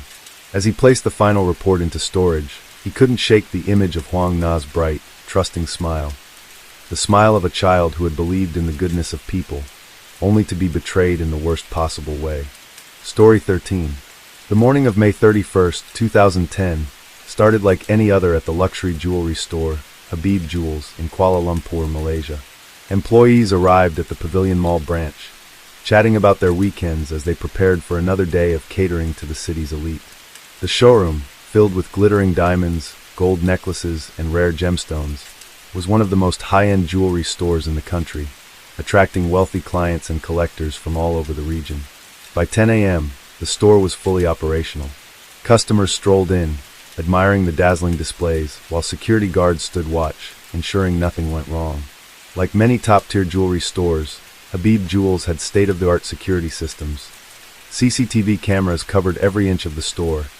Alarm systems were directly connected to the police, and employees were trained to detect suspicious behavior. No one suspected that, within the next few hours, the store would become the target of one of the most daring and sophisticated heists in Malaysia's history. At exactly 11:45 a.m., a man dressed in an elegant navy blue suit walked into the store. He appeared to be in his mid-40s, with neatly combed hair and a calm, confident demeanor. Employees assumed he was just another wealthy client looking to make an expensive purchase. He approached a saleswoman, smiled, and asked to see their most valuable diamond necklaces. Moments later, another man entered the store, this one dressed more casually, wearing a black cap and a leather jacket. He appeared to be browsing, occasionally glancing at the display cases, but not drawing much attention to himself. Then, at precisely 11:50 a.m., chaos erupted. A loud explosion-like noise echoed through the store as thick white smoke suddenly filled the room. The customers screamed. Employees ducked behind counters. The security guards, momentarily blinded by the smoke, fumbled for their weapons. And that's when the thieves struck. In the confusion, 2 more men, both wearing masks, rushed in. They moved with precision, as if they had rehearsed every step of the plan. One of them smashed the glass display cases with a hammer, while the other stuffed handfuls of jewelry into a large duffel bag. The man in the suit, who had been pretending to be a customer, pulled out a gun and pointed it at the terrified employees, ordering them not to move. The heist lasted less than 3 minutes. By the time the smoke cleared and the alarms began blaring, the thieves were already gone, escaping through a side entrance of the mall. They had vanished into the busy streets of Kuala Lumpur before anyone could react. The police arrived within minutes, but it was too late. The thieves had stolen over $10 million, approximately $3 million worth of diamonds, gold, and luxury watches. Not a single suspect was left behind. No fingerprints, no DNA, no obvious leads. It was a perfect crime, or so they thought. The Pavilion Mall, one of Kuala Lumpur's most prestigious shopping centers, was in chaos. Shaken customers were still reeling from the attack, while employees tried to process what had just happened. Police officers moved quickly, securing the crime scene, taking statements, and reviewing the store's security footage. But the more they investigated, the more they realized how meticulously planned the heist had been. Detective Inspector Farid Rahman, a seasoned investigator from the Kuala Lumpur Police Department, was put in charge of the case. He had worked on high-profile robberies before, but this was different. The execution was flawless, no signs of hesitation, no mistakes. This wasn't a simple smash and grab. It was the work of professionals. The first thing Farid did was review the CCTV footage. The cameras had captured everything: the arrival of the thieves, the release of the smoke bomb, the swift and calculated way they cleared out the display cases. But something was off. The smoke bomb had been placed in a very specific location, right under the central air vent. Within seconds, the store was filled with thick, white fog, making it nearly impossible for anyone to see. Farid knew this wasn't a coincidence. The thieves had studied the store's layout in detail. They knew exactly where to place the bomb for maximum effect. Even more suspicious was the way they entered and exited. The man in the navy blue suit, the one who had first entered the store, was clearly the leader. He had walked in alone, confidently, making sure to gain the trust of the employees. He had even engaged one of the saleswomen in conversation, keeping her distracted right before the heist began. Then there was the man in the leather jacket. Unlike the others, he hadn't taken anything. His role was different. He had positioned himself near the security cameras, moving his body strategically to block certain angles at crucial moments. He wasn't just a thief, he was controlling the store's visibility, making sure their faces weren't clearly recorded. And then there were the masked men, the ones who had carried out the actual theft. They were fast, precise, and fearless. They knew exactly which display cases to target, taking only the most expensive pieces. Everything had been planned to the second. Farid sighed and leaned back in his chair. The more he watched, the more impressed he became. This wasn't the work of amateurs or desperate criminals. These were professionals, possibly former military or highly trained thieves who had executed similar jobs before. His first move was to check recent high-value jewelry heists in neighboring countries. If this was a professional crew, they wouldn't have struck only once. And he was right. In the past 2 years, similar robberies had taken place in Thailand, Indonesia, and the Philippines. Each case had the same characteristics: a smoke bomb used for cover, a well-dressed leader posing as a customer, and a precisely timed operation lasting less than 3 minutes. In some cases, the stolen jewels had resurfaced months later, sold on the black market in Hong Kong or Dubai. This wasn't just a robbery. This was an international crime syndicate. Farid knew time was against him. The longer it took to track the thieves, the harder it would be to recover the stolen jewelry. Most stolen diamonds and gold were melted down or recut within days, making them nearly impossible to trace. If the thieves had already left the country, the case would be even more difficult to solve. But then a breakthrough came. A witness, a janitor working in the mall's underground parking lot, reported seeing something unusual right after the robbery. A black van, parked near the service entrance, had sped off just minutes after the heist.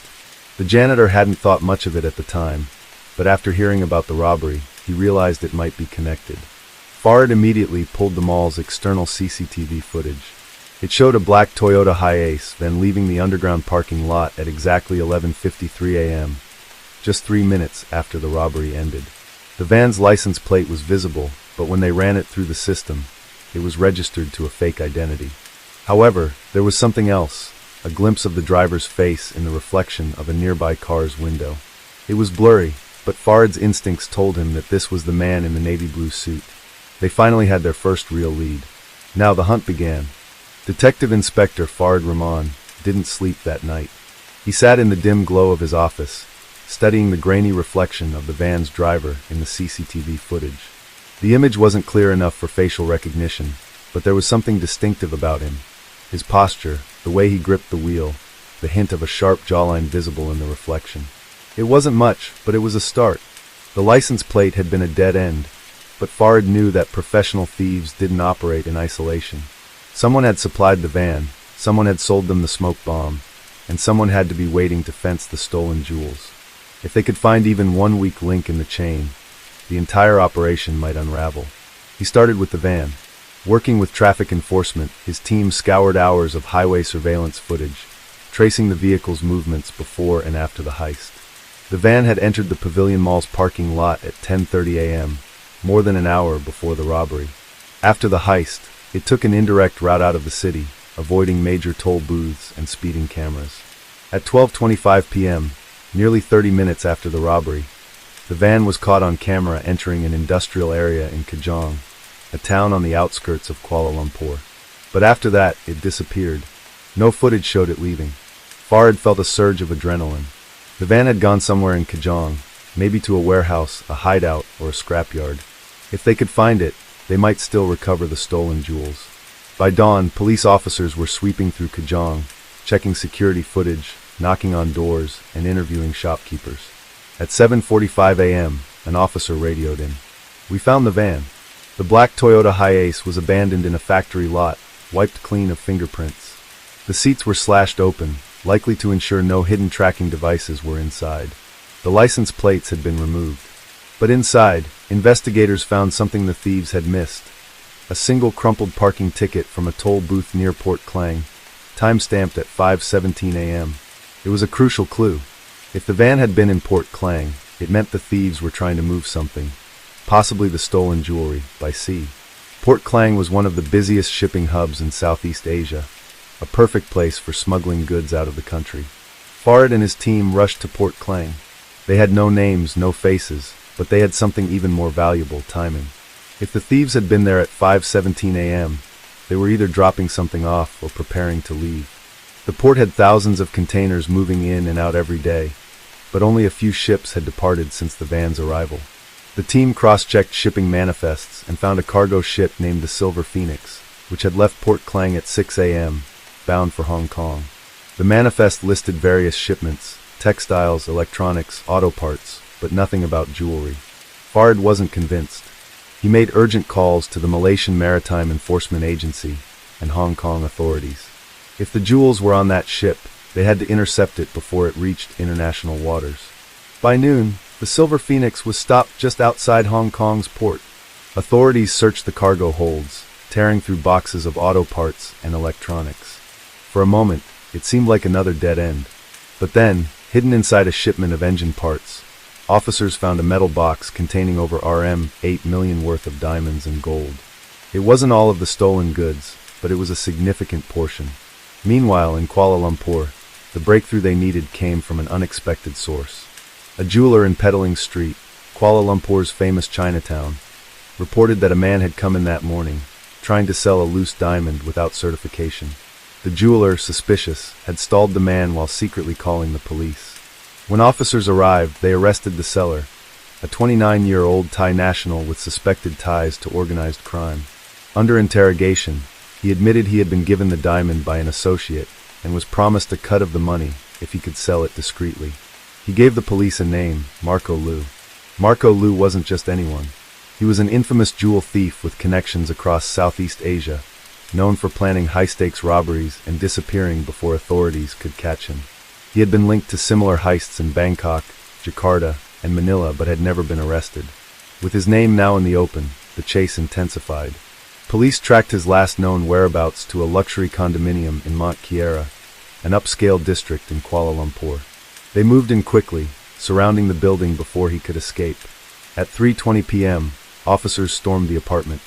Inside, they found Marco Lu, sitting on the sofa, sipping a cup of coffee, calm, as if he had been expecting them. "You took longer than I thought," he said with a smirk. The arrest of Marco Lu led to more names, more connections. Over the next few weeks, authorities arrested 6 more suspects across Malaysia and Thailand. Some were logistics coordinators, others were money launderers. While some of the stolen jewels had already been sold off, police managed to recover Rm 9.2 million worth of stolen goods, making it one of the largest jewelry recoveries in Malaysian history. In court, Marco Lu remained silent, refusing to testify. But with overwhelming evidence, including CCTV footage, smuggling records, and witness testimonies, he was found guilty of masterminding the robbery and sentenced to 25 years in prison. The rest of his crew received various sentences, but investigators suspected that some members had managed to escape. Even with the arrests, rumors persisted that another robbery was already being planned, somewhere in another city, in another country. For Detective Farid Rahman, it was another case closed, but the world of high-stakes crime never truly rested. He knew there would always be another heist, another mastermind plotting in the shadows. But this time, at least, justice had been served.